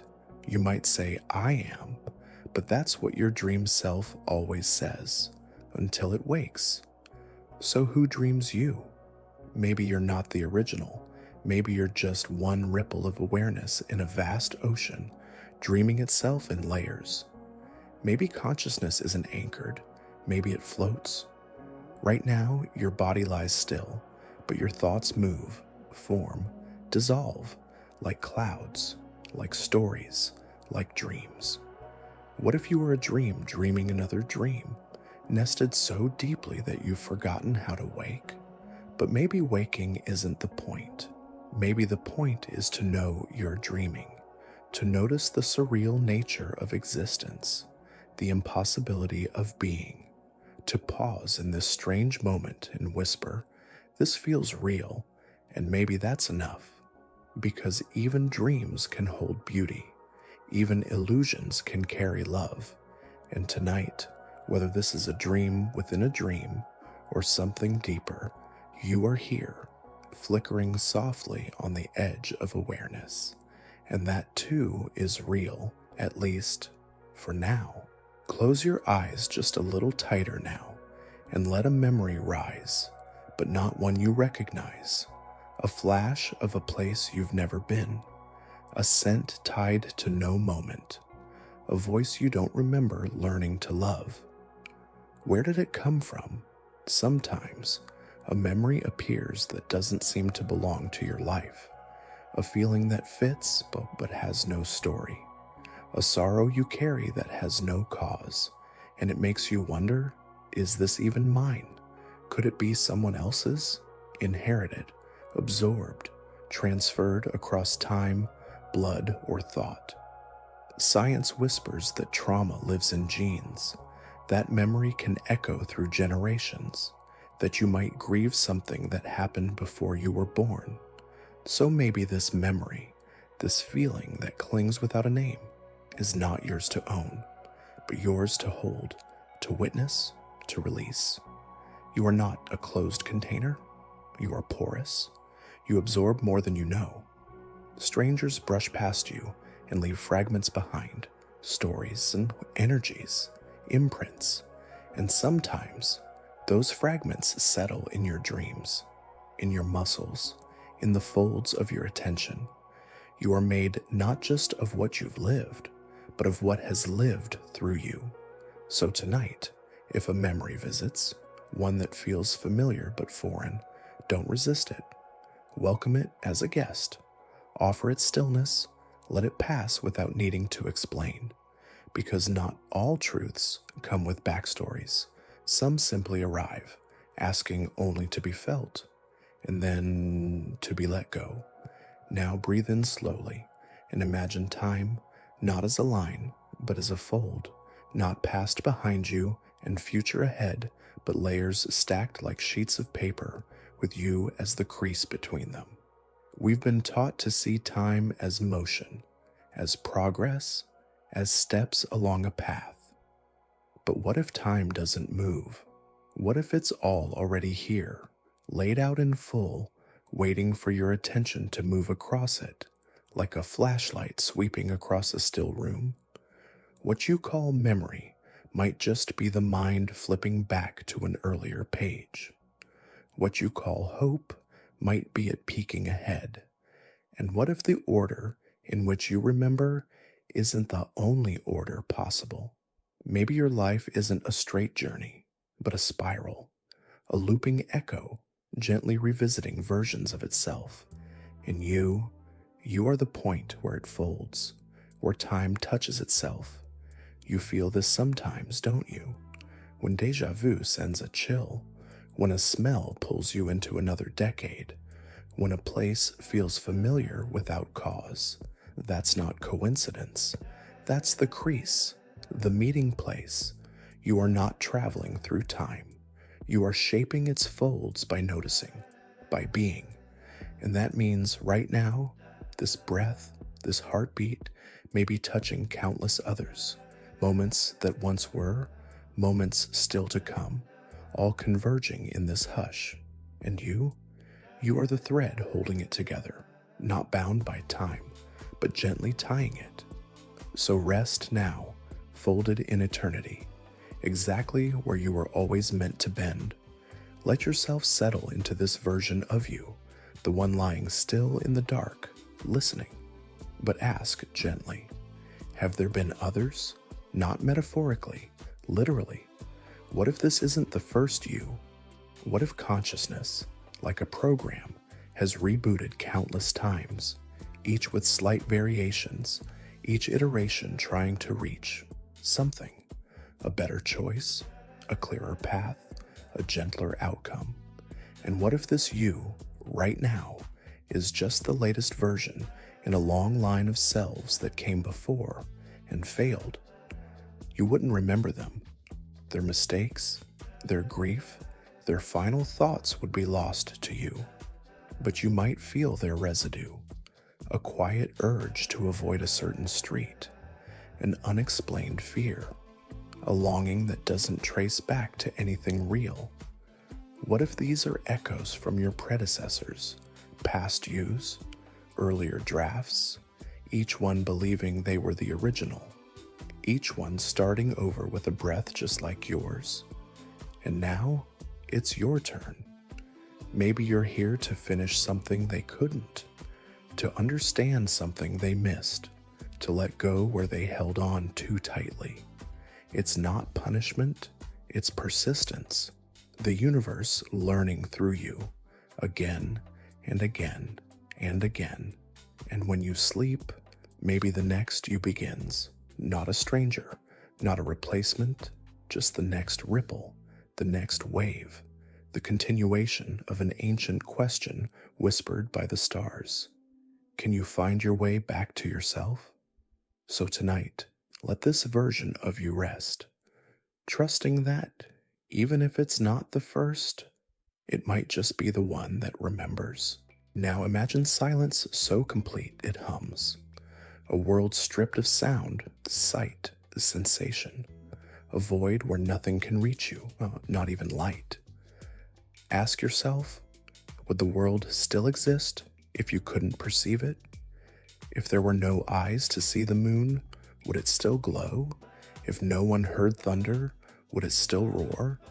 If no mind ever noticed time, would it still pass? We assume reality is independent, out there, stable. But what if reality requires participation? Not because it's weak, but because it's relational. You don't just witness the world, you complete it. A flower blooms in a forest, unseen. Is that beauty real, or does it wait for someone, something to notice it? Perception is not passive, it's generative. When you see a sunset, you don't just receive color, you create it. Your mind interprets wavelengths and assigns meaning. Warmth, wonder. Without perception, reality is raw data. Without you, it's unformed. So now imagine having no senses, no eyes, no ears, no skin, no body, no language. What would the world mean then? What would be left? Maybe the world is born the moment you meet it. Not before, not after, but precisely in the contact. And maybe that makes you powerful, not in control, but essential. You're not an outsider peering into a machine. You are half of the equation, the receiver that makes the broadcast matter. And tonight, as you drift into unconsciousness, the world will fade, not because it's gone, but because your part in it is resting. And when you wake, it will greet you again, waiting to be shaped by your senses, by your story, by your gaze. Now let your attention return to your eyes, not what they see, but how they see. There's something strange about them. Right now, you perceive the world as whole, complete, seamless, but that's not what your eyes truly deliver. There's a blind spot in each of them, a place where no light registers, no image is formed, a hole in your vision, but you never notice, because your brain fills it in, silently, automatically. It paints over the absence, invents detail, projects continuity. So the world you see isn't just observed, it's imagined, repaired, patched together with guesses so convincing you never question them. What else is missing? What other gaps have been filled without your knowing? You see faces in the dark, patterns in randomness, meaning in coincidence. Your mind craves wholeness, so it creates it. Again and again. You never see the raw data. You see the interpretation. And maybe that's not a flaw. Maybe it's a mercy.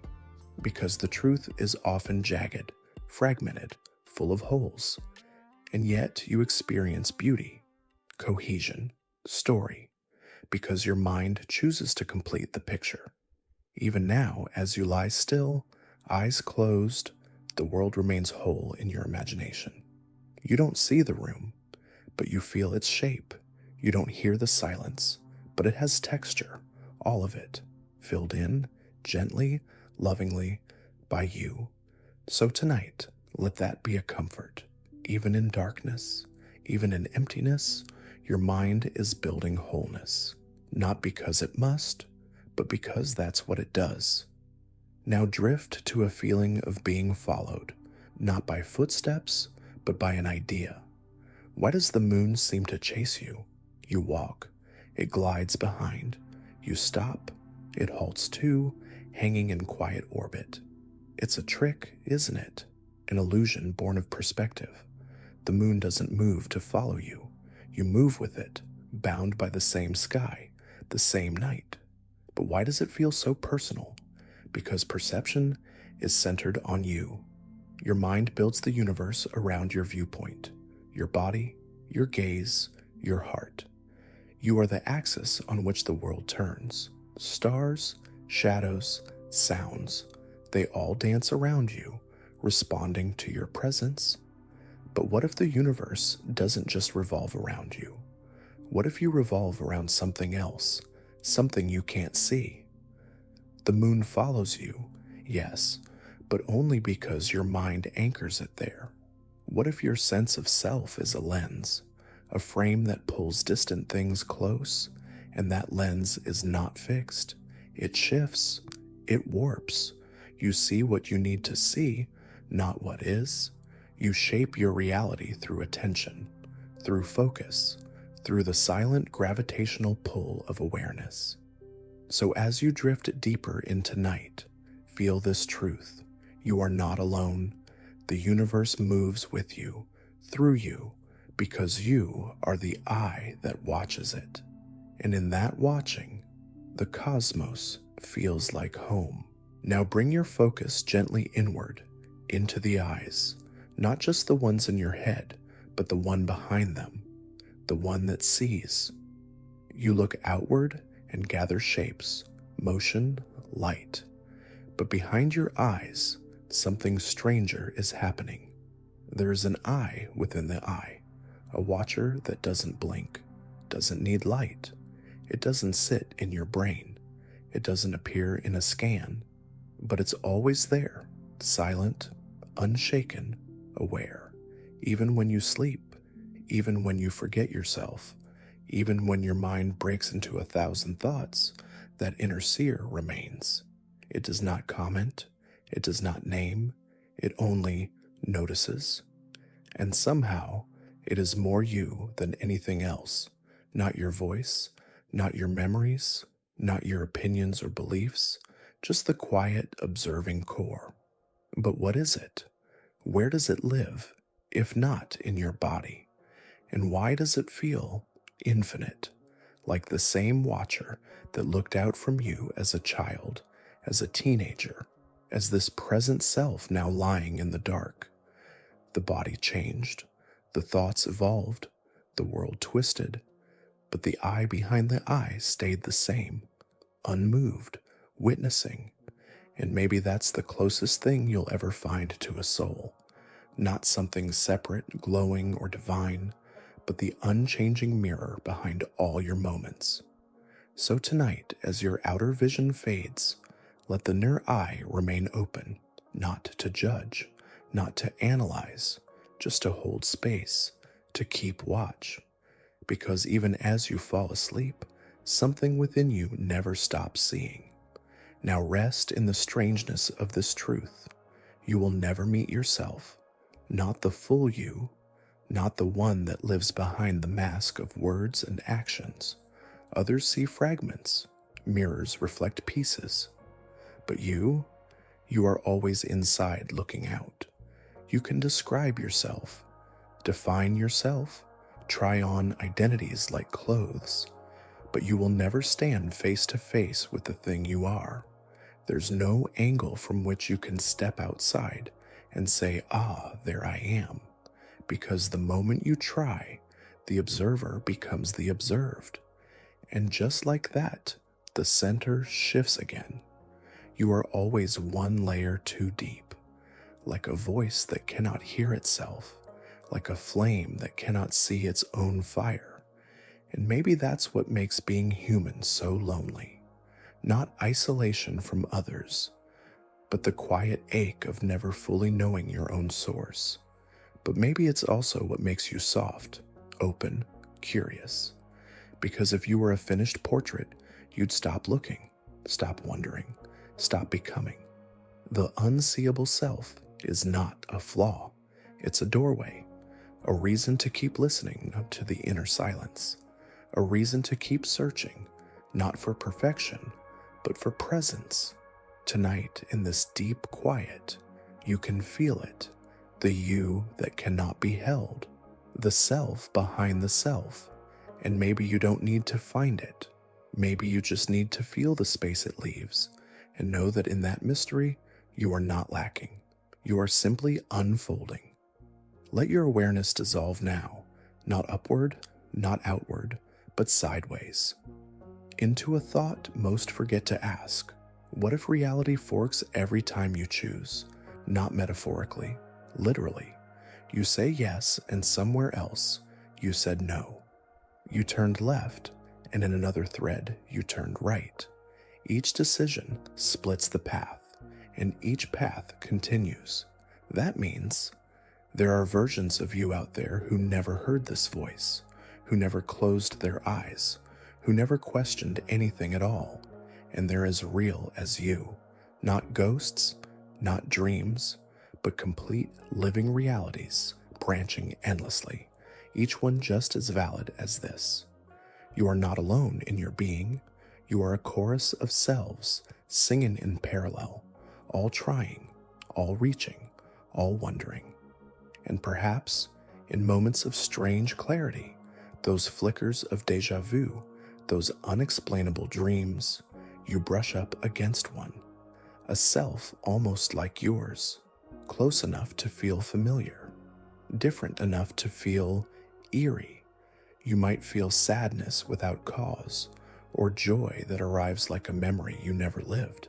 That's the echo, the bleed through, the quiet overlap between selves. And if you listen, really listen, you might sense them now, not watching, not judging, just existing alongside you. You, the dreamer of this version, you, the chosen thread. So sleep now gently, knowing you're part of something far wider than your mind can hold, and yet it holds you. Sink now into the strange softness of existence, the part where you stop asking why you are and start wondering how.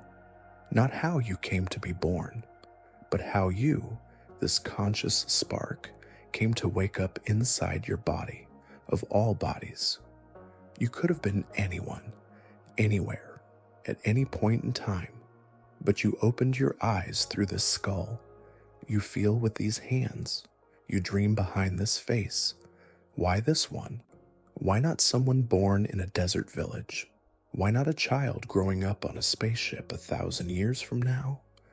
Why not a mind curled in a different species entirely? There are infinite points of view, yet you landed here. Was it chance? Some lottery of soul and cell? Or is your consciousness not placed, but projected? Maybe you're not in your body. Maybe your body is in you. You're not the occupant of this life. You're the container of the experience, a vast field of awareness, temporarily imagining itself as flesh, name, timeline. And if that's true, then death is not disappearance. It's a dissolve, a return, a resetting of the lens. And somewhere, beyond body, beyond voice, the you that never needed form still waits, still watches, still breathes in a silence older than time.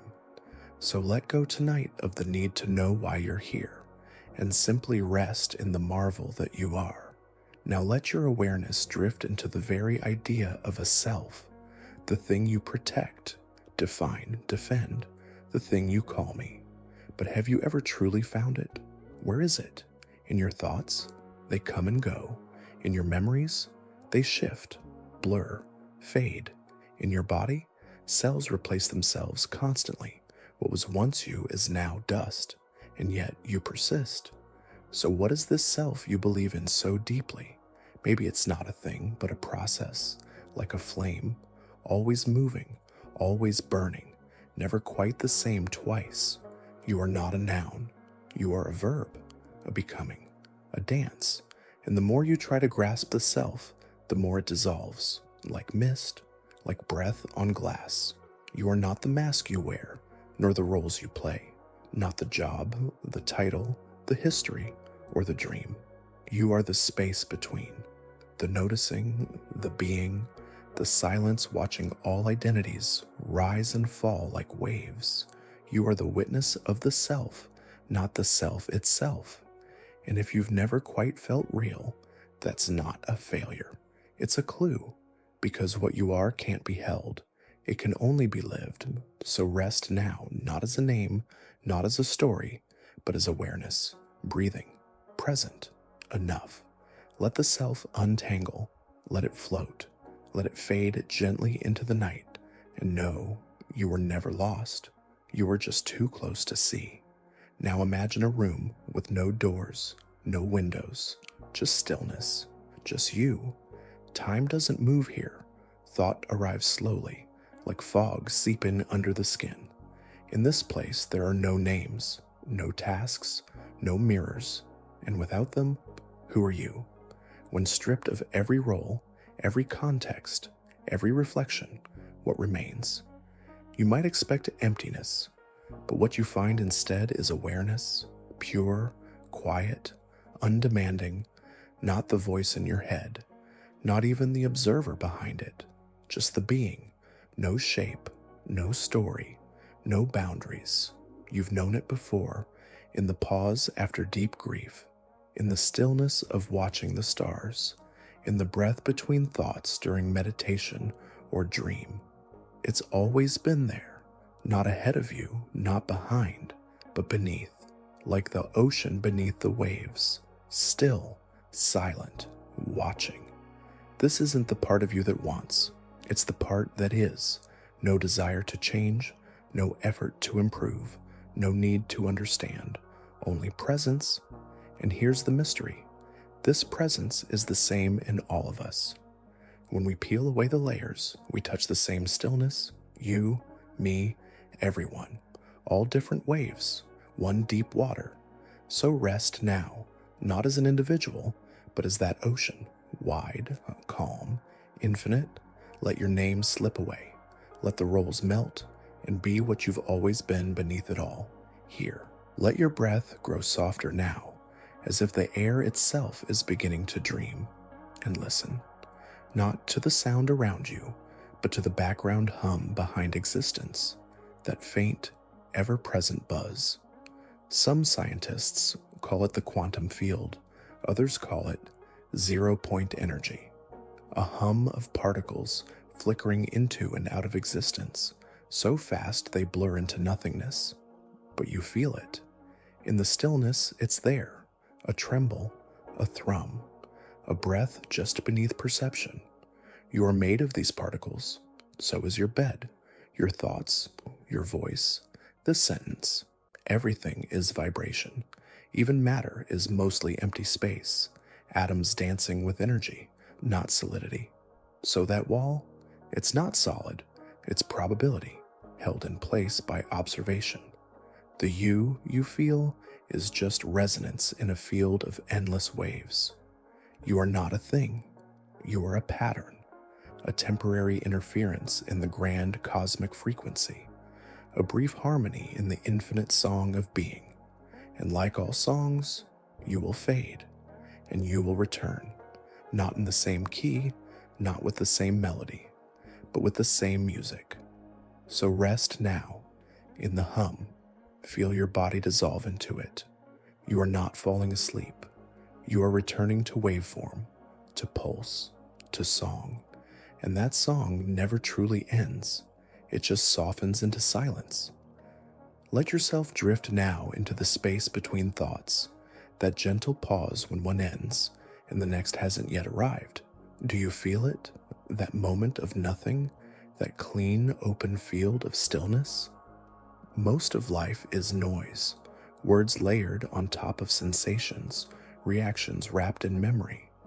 But between all of it, there is a hush, not empty, but alive, like the sky between clouds, like the canvas behind a painting, always there, always unnoticed. You may think your mind is a stream, endless, rushing, loud, but it's not. It's a flicker, a sequence of moments that rise and fall, punctuated by silence. It's in those silences that something deeper waits, not knowledge, not memory, just presence. The silence isn't what's missing, it's what's true. And maybe all of this, every question, every paradox, every whisper in the dark, is just your mind circling back to silence, trying to remember that beneath every identity, every desire, every word, there is this, the space, the stillness, the pause. So let your next breath come gently. Let the next thought wait and sit, just for a moment, inside the pure, clear absence of needing to be anything. Because in that space, you are not lost, you are found. Now let your thoughts sink like stones into water, each one sending out gentle ripples until even the ripples fade. And picture this, a book, closed, resting in your hands. Its cover is smooth, its pages are silent, but inside, a world, characters, conflict, love, wonder, yet none of it is happening. Not until you open it, not until you read, not until you give it attention. And then, suddenly, it lives. So ask yourself, what if your life is the same? What if everything you call real only becomes real when you notice it? Until then, it's just potential, unwritten, waiting. You are both reader and story. You move through a narrative, page by page, unaware of what's next, yet unable to step outside the tale. And still, part of you knows it's a story. You feel it when a coincidence is too perfect, when time bends strangely, when life feels written as if by some unseen author. Could that author be you? Not the you in this scene, but a deeper you, the one outside the story, the one dreaming the plot. So tonight, as the day's final sentence drifts toward its last period, close the book, let the story pause, not ended, just resting, waiting for the next breath, the next page, the next dream. Now soften your breath and think about memory, not as a storage unit, but as a ghost, fleeting, shape-shifting, haunting. You trust your memories. You build yourself from them. You say, this is who I am, because this is what happened. But what if none of it happened quite that way? Studies show memory isn't fixed. It bends, blurs, invents. Every time you recall an event, you repaint it, not like a photograph, but like a dream you keep rewriting. And slowly, the truth fades under the brushstrokes. So who are you, really? If the past is smoke, are you a collection of edited stories? Are you a narrator inventing plot from fragments and moods? And if the past is this malleable, what about the future? Maybe time isn't a straight arrow. Maybe it's a soft clay, pressed and shaped by where you place your attention. You can't escape memory, but you can stop worshiping it. You are not beholden to your stories. You are not trapped by the chapters your mind rewrote. Tonight, let them dissolve. Let the scenes blur. Let the voices fade. Let the old versions of you step into shadow and bow out. Because even if none of it happened the way you remember, you are still here, still breathing, still open, still becoming. And that's all that matters. Let your awareness drift now into a question with no anchor. What if matter itself isn't real, not in the way we think? You touch the pillow beneath your head, feel its softness, but beneath that softness, molecules, and inside those molecules, atoms, then quarks, fields, and then nothing. Not nothing as in empty, but nothing solid, just probabilities, ghosts of position, flickers of maybe. Everything that feels stable is built on uncertainty. You are sitting atop a cloud of vibrations, pretending to be flesh, and yet you are. That means your body, this whole world, is a kind of illusion, a sustained agreement between perception and expectation. You expect the floor to hold you, so it does. You expect your hand to stop at the wall, so it does. But if you could see without expectation, would everything fall apart? Maybe solidity is a language your senses speak to keep you safe. Maybe reality is only real because you insist on it. And if that's true, then maybe what you call impossible is just unfamiliar. A frequency you've not yet tuned into. So as you lie here, floating in probability, remember, you are not fixed, you are not final. You are fluid, flickering, dancing between the seen and the unseen. And the more still you become, the more you feel it. That gentle buzz beneath the veil, that truth too strange to say aloud. Nothing is solid, not even you. Now let your mind open like a window in the night, and let the stars whisper something ancient, not in words, but in feeling. A reminder that light takes time, that when you look at the stars, you're not seeing them as they are, you're seeing them as they were. Some of the stars you see right now no longer exist. They've gone dark, quiet, cold, and yet their light still travels, still touches you, still tells a story. Isn't that strange? To see something that's already gone, it means you are always a little behind, always watching a version of reality that no longer is, and yet it feels present, it feels now. So what else in your life is starlight? What feelings are echoes? What habits are just the light of an old version of you, still arriving? Maybe your fears are extinct stars. Maybe your sadness is old light, still beautiful, still glowing, but no longer real. And just like the cosmos, you carry remnants, impressions, reflections of past versions of yourself still shimmering inside. They don't need to vanish, but you don't need to live by their light anymore. Tonight, see them for what they are, ghosts made of photons, messages from a former self, and thank them for arriving, even if they were sent from a place that no longer exists, because even dying stars can light the way home. Now drift gently to the edge of thought, where numbers dissolve and time starts to blur. And ask yourself this: Why does time only move forward? You wake, you age, you remember the past but not the future. But physics doesn't demand this. In the equations that shape our universe, time is reversible, symmetrical. So why do you feel it like an arrow, always pointing away from birth toward decay?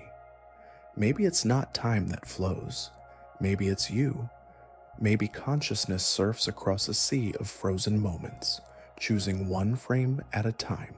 Like a movie reel, all scenes already printed, but lit one by one. And your attention, your awareness, that's the light. You illuminate now. You don't move through it. And if that's true, then the future isn't ahead. It's already here, waiting, quiet, unlit. So the question becomes not what will happen, but where will you look next? Not what will time do to you, but what will you choose to notice? And if time isn't a line, if it's a landscape, then maybe death isn't the end. Maybe it's just a shift in direction, a turn in the path, a new frame catching the light. So tonight, as your breath slows and the clock softens, don't race forward. Let time wrap around you. Let every second become a still pool, reflecting everything you've ever been. And know that somewhere, some version of you is still beginning. Right now. Close your eyes now and imagine a mirror that doesn't reflect your body, but your consciousness. What would you see? Not skin, not age, not the curve of your mouth or the lines near your eyes, but the shape of your thoughts, the rhythm of your wonder, the texture of your presence. Would it shimmer? Would it flicker? Would it even have form at all? We've spent lifetimes obsessed with the physical reflection, but your body is just a costume, a temporary shell worn by something far stranger. Because what is consciousness really? It isn't your brain. It isn't your memories. It's the thing experiencing all of that. And no one has ever found its edges. No microscope has shown its face. No machine has pinned it down. Some say it's an emergent property, a side effect. Others say it's fundamental, more real than matter. But maybe consciousness is not in you. Maybe you are in it. A thought within thought. A drop of attention within a vast ocean of awareness. And every time you close your eyes, you return to that ocean, not to dissolve, but to remember that behind all your thinking, behind all your striving, is a watcher that has no name, no age, no need, just being. And tonight, that being is you, not the one in the mirror, but the one behind the eyes, silent, spacious, free. Now float gently into the space between language, where things still exist, but names fall away. What is a thought before it becomes a word? A feeling? A pulse? A shimmer in the dark? Language gives us meaning, but it also gives us cages. The moment you name something, you pin it down, you fix it in place, you reduce it. Love becomes a four-letter word, fear becomes a diagnosis, joy becomes a fleeting status update. But underneath it all is something raw, pre-verbal, pre-shaped, the moment before the mind grabs hold. Children know this, animals know this, even the wind knows this. There is wisdom in the unnamed, power in what cannot be described. And you are more than the words you speak, more than the stories you tell yourself in your head, more than the labels you wear, the definitions you cling to. You are not anxious. You are not tired. You are not lost. Those are just names. You are the space those names move through. You are the awareness that watches them rise and fall, like birds crossing the sky. And the sky never needs a name. So let your mind be nameless tonight. Let the thoughts pass without capture. Let the feelings come without needing to define, and in that soft unlabeling, you may remember something deeper, something you knew before language, something truer than words. Now feel yourself dissolving, not disappearing, but blending into everything else. The air that touches your skin is not separate. The breath inside your lungs was once the wind on someone else's cheek. You are not alone inside your body. You are part of a great exchange. You inhale atoms exhaled by trees, by animals, by strangers on distant continents. And within you now, drifting in your bloodstream, are molecules that were once inside ancient stars, real stars. Their cores collapsed long before your name was ever spoken. And yet, here they are, stardust, assembled by gravity and time, now folded into your heartbeat. You are not in the universe. You are the universe, not metaphorically, literally. A self-aware arrangement of cosmic material, briefly alive, briefly wondering. So when you feel small, when the weight of existence feels too much, remember, you are made of the same mystery as the galaxies, the same physics, the same dust. The cosmos looks back at itself through your eyes, and maybe that's why you feel awe sometimes for no reason. Because deep down, you're recognizing something, your origin, your mirror, your home. So rest now, not as a separate thing, but as part of the whole. Let yourself melt gently into the stars that made you, and sleep like a galaxy collapsing into peace. Now feel the edges of your body begin to blur, as if your skin is no longer a boundary, but a suggestion, as if what you thought was you is beginning to soften into everything else. And into that blur, ask this: what if individuality is an illusion? You see yourself as separate, a singular point of identity, but your thoughts are shaped by language you didn't invent, your values sculpted by people you've never met. Your laughter echoes tones your parents used. Your fears wear the faces of others' stories. So how much of you is actually yours? Maybe the self isn't a single voice, but a choir, 1,000 influences humming together, forming a song so familiar you think it's original. But what if your thoughts are just temporary visitors, passing clouds in a shared sky? What if you're not the thinker, but the space in which thought appears? You are not the echo, you are the canyon, and all around you, consciousness sings through different instruments, yet the melody is ancient and shared. Right now, someone else in the world is having the same thought as you. Right now, another person is lying awake, wondering if they're truly alone. And they are not, because you are here, because we are all flickers from the same source. Light split through a prism, colors momentarily distinct, but ultimately one. So sleep now, not as an island, but as a wave returning to the sea. No borders, no names, only stillness and the quiet joy of remembering that you were never alone. Now picture yourself standing in front of a locked door. No handle, no key, just the silent knowledge that something waits behind it. Not danger, not treasure, just truth. But here's the twist. You are both the one trying to enter and the one who locked the door. You built it, you placed it there, and somehow you forgot. Why do we hide truths from ourselves?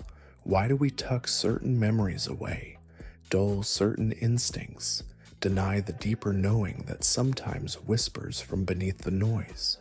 Maybe it's not fear, maybe it's timing. Maybe the self unfolds like a flower, only when the light is right. Truth isn't always a gift. Sometimes it's a weight, and your mind, in its quiet wisdom, waits. But tonight, in this stillness, you might hear the hinges soften, feel the breath of something long buried stir. The door may not open. It doesn't need to. Sometimes knowing it's there is enough. You are not broken because you've hidden things. You are not weak for not looking. You are whole, even with locked rooms inside. And with each gentle breath, the house of you becomes more spacious, more kind, more ready. Let the door remain if it must. Let it open if it will. Either way, you are already free, because even the walls inside you were built from love, love for your own survival. So rest now. There is nothing to unlock tonight, only soft rooms to drift through as sleep finds you. Let yourself melt now into the idea of possibility, not what is, but what could be. And ask this: what if imagination is more real than memory? We treat the past as truth. We treat the future as fiction. But the past is slippery, a story told too many times. While the future, it waits, unwritten, yet felt in the body like a pull, a quiet suggestion, a presence before it takes form. Maybe imagining something doesn't just reflect reality, maybe it creates it, not in a mystical way, in a fundamental way. Your brain cannot distinguish between a vividly imagined event and one that has actually happened. It wires the same. It builds the same pathways. It remembers what never was. So what you imagine tonight becomes a seed, planted in the soil of your subconscious. And seeds don't know they aren't real. They grow anyway. This is why a single dream can change you, why a vision can redirect your life. Not because it's true, but because you believed it long enough for the body to follow. So what will you imagine now? Not success, not control, but peace. The version of you who already feels whole, who breathes without tightness, who smiles without reason. Picture them now, not like a goal, but like a memory from the future. Let them step closer. Let them whisper back through time to you. We're okay, they say. We made it. And for tonight, let that be enough. Now imagine a hallway with no walls, just thresholds. Each one leads to a different version of now. Not past, not future, but parallel.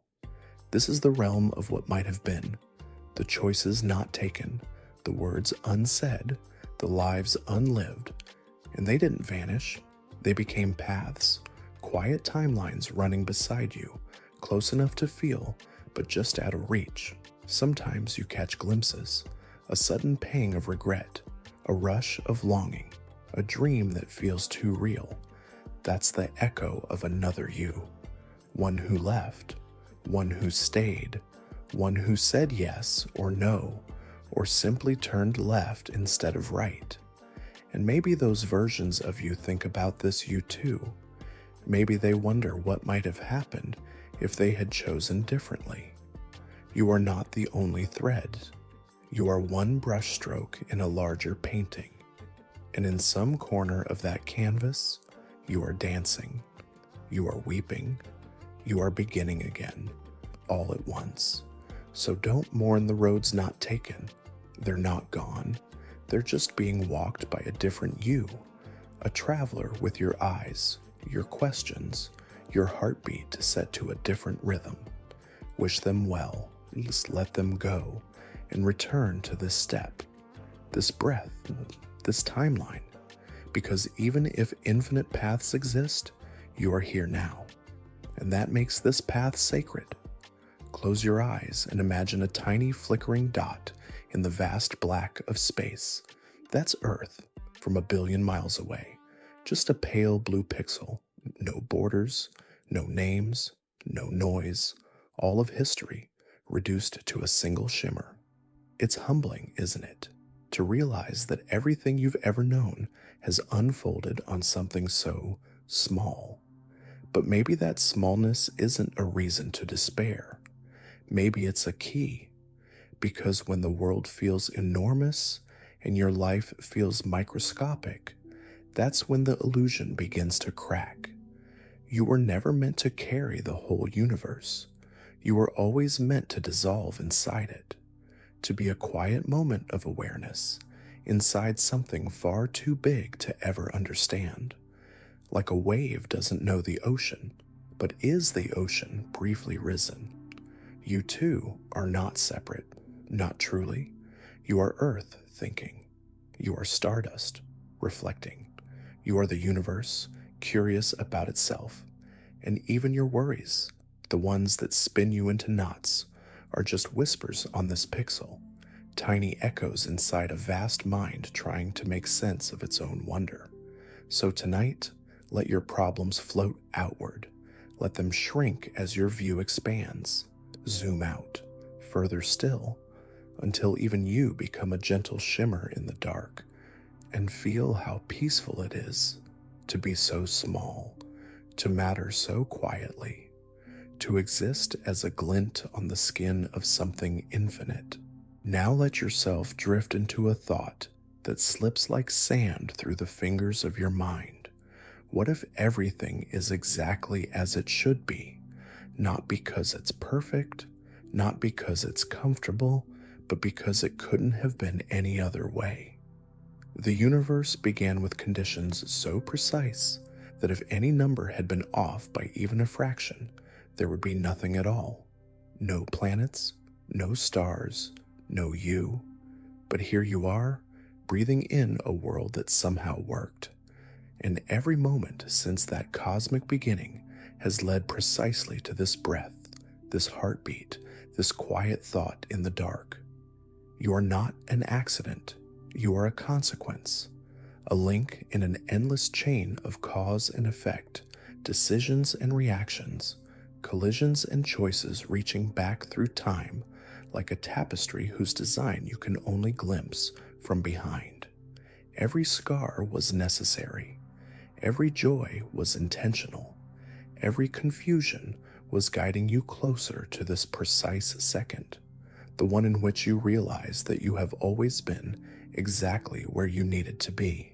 Even the doubts, even the detours, even the losses, they all brought you here, to stillness, to awareness, to the possibility of rest. So tonight, let go of the weight of thinking things could have been different, because maybe in a universe as finely tuned as this one, they never could have been. And in that truth, there is peace. Let it hold you. Now let your awareness sink into the floor beneath you. Let your body become still, like a stone resting deep beneath the surface of thought.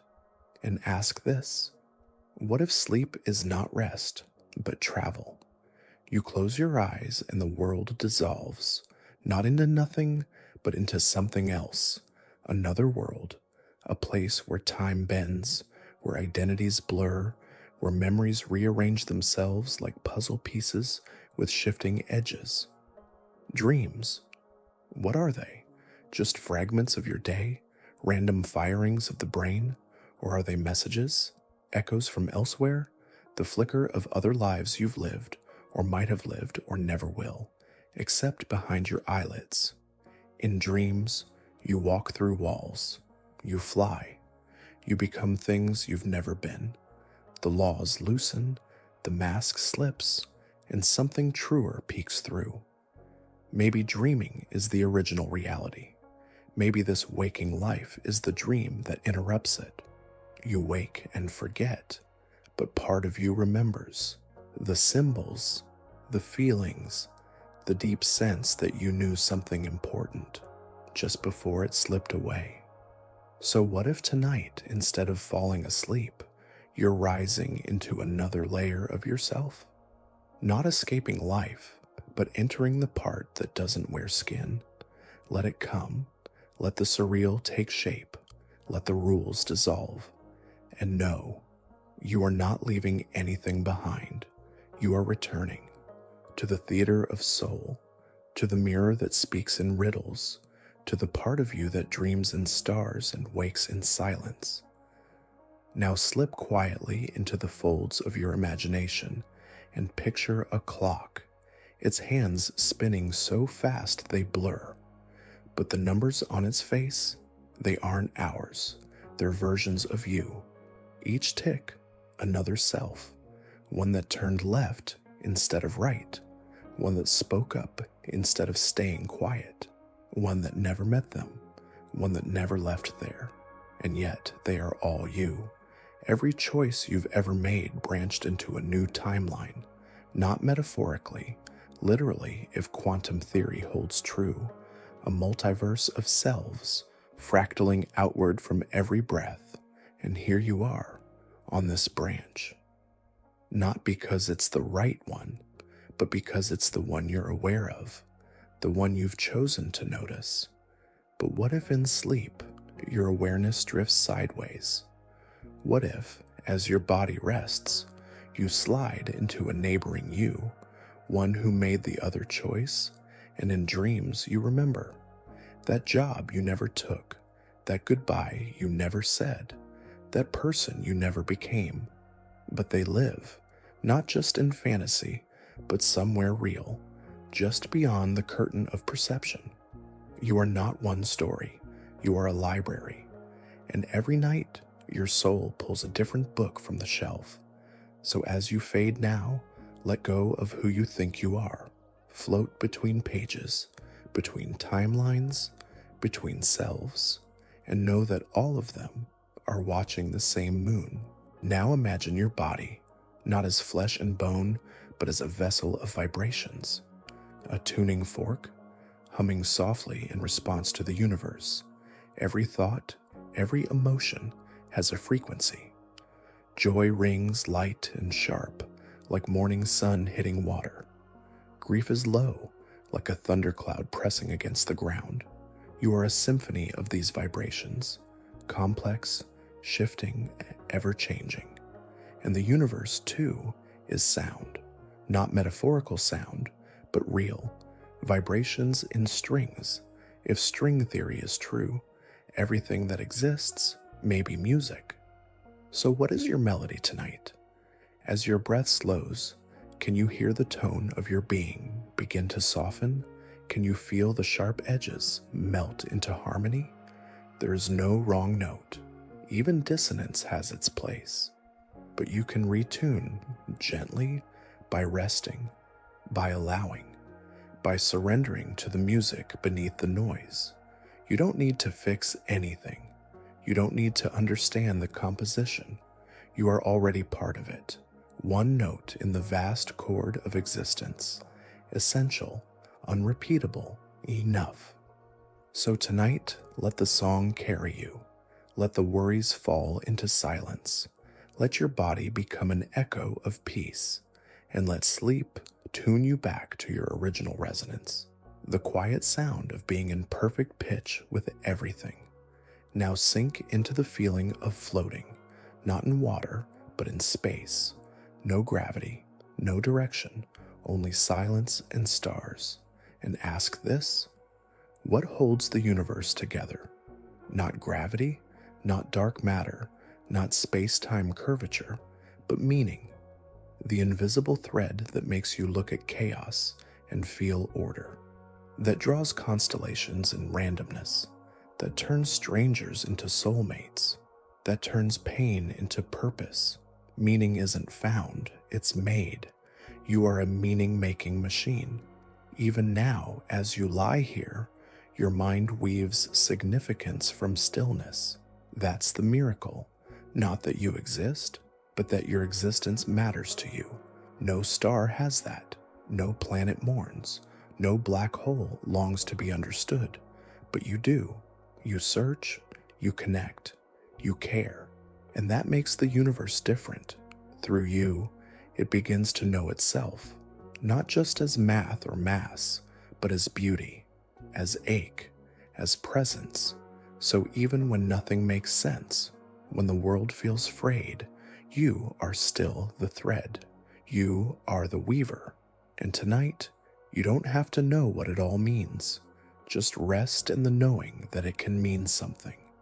That your being here is already part of the pattern. And that maybe, just maybe, this moment, this quiet breath, is exactly what the cosmos needed to feel whole. Now let yourself become lighter than thought, as if you're made of memories mist, floating through the folds of time. And consider this. What if forgetting is sacred? We fear forgetting. We chase remembrance like a map back to who we were. But what if forgetting is the soul's way of letting go? The mind, like a garden, can only grow what it has space to hold. And sometimes, the weeds of memory must fall away so something softer can rise. You forget dreams. You forget moments. You forget why you entered a room. But perhaps, in that forgetting, a deeper rhythm is at work, one that knows what must stay and what must drift. You are not broken for forgetting. You are not empty. You are a flowing river, and rivers do not mourn the water that has passed. They carry forward, always forward, carving meaning into stone not by force, but by patience. And maybe your life is the same, etched not by the clarity of memory, but by the tenderness of what remains after forgetting. You don't remember every breath, but you are still alive. You don't recall every kindness, but you are still kind. And tonight, you don't need to remember anything. Let it all soften. Let the names blur. Let the details dissolve. Because who you truly are is not in what you remember. It's in what remains after all remembering fades. Now imagine a candle, small, steady, flickering quietly in the center of a vast cathedral. That flame is your awareness, surrounded by shadows, surrounded by echoes, but glowing all the same. And ask this, where does that flame go when you fall asleep? It dims, yes, but does it vanish? Or does it slip into another room, a deeper chamber of the self where waking light cannot reach? Perhaps sleep is not the absence of awareness, but its migration, a nightly pilgrimage to the inner sanctum, where the conscious mind bows out and the quiet watcher behind it rises, the one who does not speak, but always sees. You may call it intuition, or soul, or silence. It is the part of you that does not flinch when the ego shatters. That does not panic when identity fades. It watches birth without excitement, death without fear, and sleep without resistance.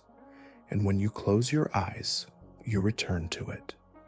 Not as a visitor, but as a remembrance, like the flame returning to the wick, like the tide returning to the sea. You are not drifting away, you are returning home. So let your thoughts bow, let your name grow quiet, let the candle soften to a glow so dim only peace can see it. And know what remains is real, what watches is eternal, and what sleeps tonight is held by something that never closes its eyes.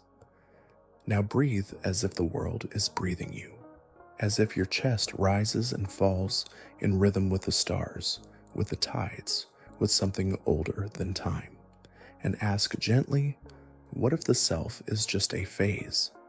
We speak of identity as if it's solid, fixed, knowable, but what if it's not? What if you're not someone but something?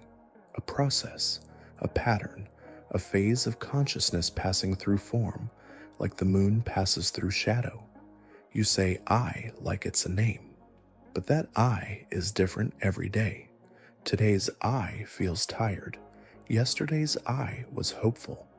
Tomorrow's may be quiet or restless or radiant, and yet you still call them you. Maybe there is no core to cling to. Maybe you are not the thing, but the becoming. Like a flame is not a solid thing, but a dance of heat and fuel and air. And still it burns. Still it gives light. So too with you. You are not oneself. You are a flickering, a becoming, a momentary swirl of consciousness and shaped by time, place, touch, grief, love. There is no shame in shifting, in changing masks, in forgetting who you were to remember who you're becoming. So tonight, release the weight of being consistent. Let the self unravel. Let it flow like ink and water. And know, beneath every identity, beneath every name, there is only presence, watching, changing, alive. Now imagine you're standing at the edge of a vast, silent forest. No path, no signposts, only an invitation, not to go somewhere, but to get lost. And ask yourself, what if getting lost is the beginning of being found? We're taught to fear uncertainty, to avoid the unknown, to cling tightly to maps and meanings. But maybe the maps are the illusion. Maybe the real truth lies off the path, in the fog, in the wandering, in the strange bends of experience that make no sense until much later, if ever. The most transformative moments in life often come unannounced.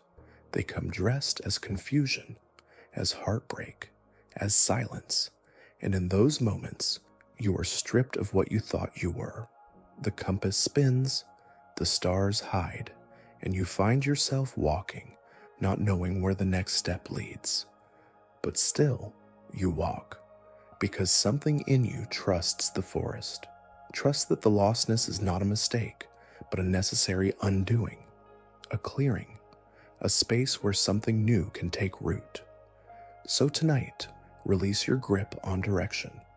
You are not required to know, not now, not yet. Let your dreams be the forest. Let your breath be the step. Let sleep be the journey through trees that do not ask your name. And if you feel alone, listen carefully. The forest always whispers back. Now drift inward to the place where time has no teeth, where it doesn't chase, doesn't pull, doesn't age. Here in this stillness, ask, what if time is a habit, not a law?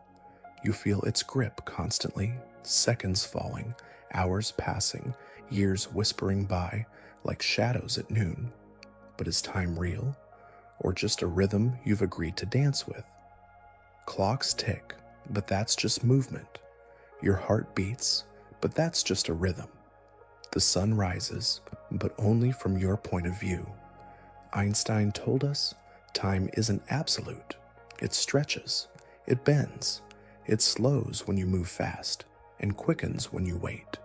To a photon, time doesn't even exist. So why does it feel so heavy to you? Maybe because we made it so, to manage crops, to organize meetings, to mark the space between cradle and grave.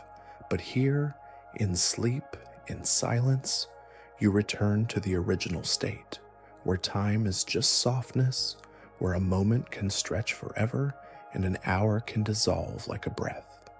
You've felt it before, those timeless moments where everything stands still and nothing aches. Maybe those are not the exception. Maybe they are the truth. And time, just the fiction we wake into. So as you rest now, let time unspool, let it tangle, let it vanish. You are not late, you are not behind, you are not running out. You are right on time, because here time is a circle and you are its center. Now slip quietly into the silence beneath sound, the kind of quiet that hums rather than hides, and ask gently, what if silence is not the absence of something, but the presence of everything? We treat silence like a gap, an interruption, a void to be filled. But what if it's not empty? What if it's the canvas, and everything else is the noise drawn over it? Before thought, there is silence. After emotion, silence remains. When the universe began, before stars, before light, there was silence, and even now, beneath every heartbeat, every whisper, every breath, silence waits. Not as a punishment, but as an invitation, a return, a reminder, a reunion. You are not separate from that silence, so you are shaped by it. You carry it like a hidden room inside your chest. Sometimes you feel it as stillness, sometimes as peace, sometimes as an ache, but it's always there, patient, vast, eternal, and in sleep you return to it without effort.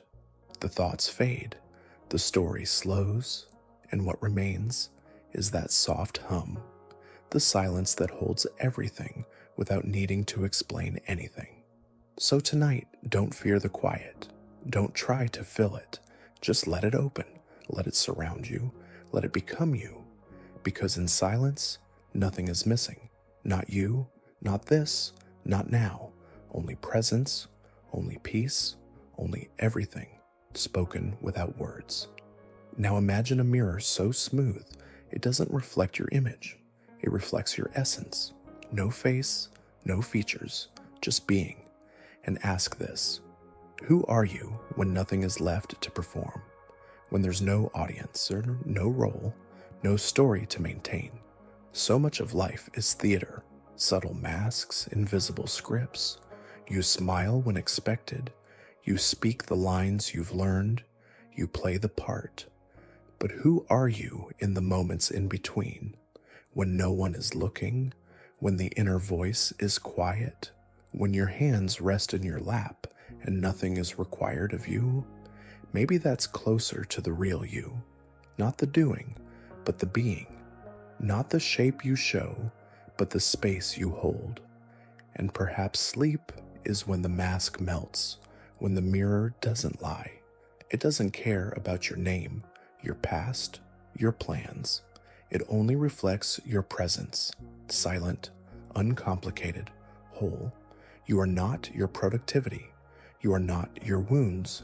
You are not your achievements, your failures, your memories. You are the stillness underneath, the one who watches, the one who feels without needing to explain. And tonight, you don't have to wear anything. No identity, no defense, no direction. Just lie here, soft and unshaped, and remember, you were whole before the world asked you to be anything else. Now picture a vast ocean at midnight, its surface smooth, its depth unknowable. No wind, no waves, just endless dark water, breathing slowly. That ocean is your subconscious, and you float upon it now, barely disturbing its stillness, held by something you can't name but trust instinctively. Ask yourself, what lives beneath the surface of awareness? Dreams rise from there. So do intuitions, flashes of knowing, fears that wear no face. We like to think we control ourselves, that we are captains of our minds. But most of who you are is underwater. Habits formed before memory, beliefs inherited, not chosen, desires shaped by whispers you never heard directly. And yet, there is intelligence down there, a wild, ancient intelligence, the same force that heals your wounds, the same rhythm that turns sleep into growth, stillness into renewal. You do not command it, you are it. So tonight, let go of the idea that you must understand everything. Let go of the need to navigate. Let the ocean move beneath you. Let it offer you images, symbols, dreams that make no sense but feel strangely true. The subconscious does not speak in words. It speaks in sensation, in metaphor, in tides. Let yourself be translated by it. You are not broken because you cannot explain your feelings. You are just deeper than language. So sleep now, as a vessel drifting peacefully on that dark ocean, knowing that while you rest, something sacred is stirring below. Now imagine a lantern, not made of glass or fire, but of awareness. It glows gently in the dark, casting no shadow, only understanding. And ask yourself, what if enlightenment isn't a destination, but a direction? We think of awakening as an end point, a final chapter, a moment of perfect clarity. But maybe it's softer than that, less like a lightning strike, and more like a sunrise you don't notice until your hands are warm. Enlightenment may not be something you achieve. It may be something you allow. It doesn't mean you float above suffering. It means you see it differently. You sit with it. You stop fighting it. You recognize the beauty in its presence, not because it feels good, but because it is real. What if being awake simply means being willing to see, without flinching, without turning away, without needing it all to make sense? That even in confusion, you remain curious. Even in fear, you remain open. Even in stillness, you remain here. No need for robes, or chance, or answers, only a quiet turning toward what is. And in that turning, a tiny light glows on the horizon, a warmth inside the ribs. Not perfection, not certainty, just presence. And presence is everything. So tonight, let go of the pressure to evolve, to become, to transcend. You don't need to wake up. You already are. And even now, in the half-light of sleep, your lantern still glows. Now step quietly into the softest question of all. What happens after this? Not in fear, not in finality, just in wonder. You close your eyes each night and the world vanishes. People, plans, names, form, all gone in the hush of unconsciousness. And yet, you return, not because you force it, but because you are held. So maybe death isn't a disappearance. Maybe it's sleep without alarm, a longer night with dreams deeper than time. We don't fear the dreams that cradle us now. Why should we fear the greater dream beyond this life? Perhaps what waits there isn't void, but recognition, a soft unfolding, a remembering that you were never this body, only visiting. And maybe all the love you've ever given becomes the gravity that pulls you home. No punishment, no judgment, just light. Not the blinding kind, but the kind that feels like morning after a lifetime of dusk. You don't have to believe anything. You don't have to know. Just let the question be the lullaby. Let mystery be a comfort, not a problem. And tonight, as you slip deeper into sleep, know that even if this were the last moment, it would be enough. A breath, a stillness, a soft drifting into whatever comes next. Not an end, just another beginning wearing a quieter name. Now return, not to the world, but to the center of yourself, to the space behind your thoughts, beneath your breath, beyond even dreaming, and ask, what if this was never about answers? What if you've been looking not for truths, but for peace? You've wandered through paradoxes, danced with ghosts of time, floated through layers of reality so thin they vanish if you stare too hard. You've unwrapped the illusions, felt the ground slip, felt the soul stretch, and through it all, something steady remained, not a belief, not a conclusion, but a presence, the quiet awareness that does not speak, but listens, that does not grasp, but holds. You, not your name, not your roles, not your story, just the silent witness beneath it all, the one who watched these thoughts rise and will watch them fade. So tonight, you don't need more thoughts. You don't need more ideas. Let them all go. Let the curtain fall on this strange, beautiful theater of the mind. Let the silence return like the tide. You've touched the edges of existence. Now let them dissolve. Let sleep be the release, the surrender, the final soft breath of becoming. And if a thought comes, smile at it, then let it float away. You don't need to chase. You don't need to hold on. You are already home, already enough, already whole, and now we fade. Let your breath become slow, like waves pulling gently back from the shore. Let your body soften completely, as if gravity were humming a lullaby just for you. There's nothing more to think about, nothing more to figure out, no questions left to chase tonight. You've journeyed far, through mirrors and oceans, through paradoxes and stars, through the strange folds of your own mind and out that other side. And look, you're still here, still whole, still held.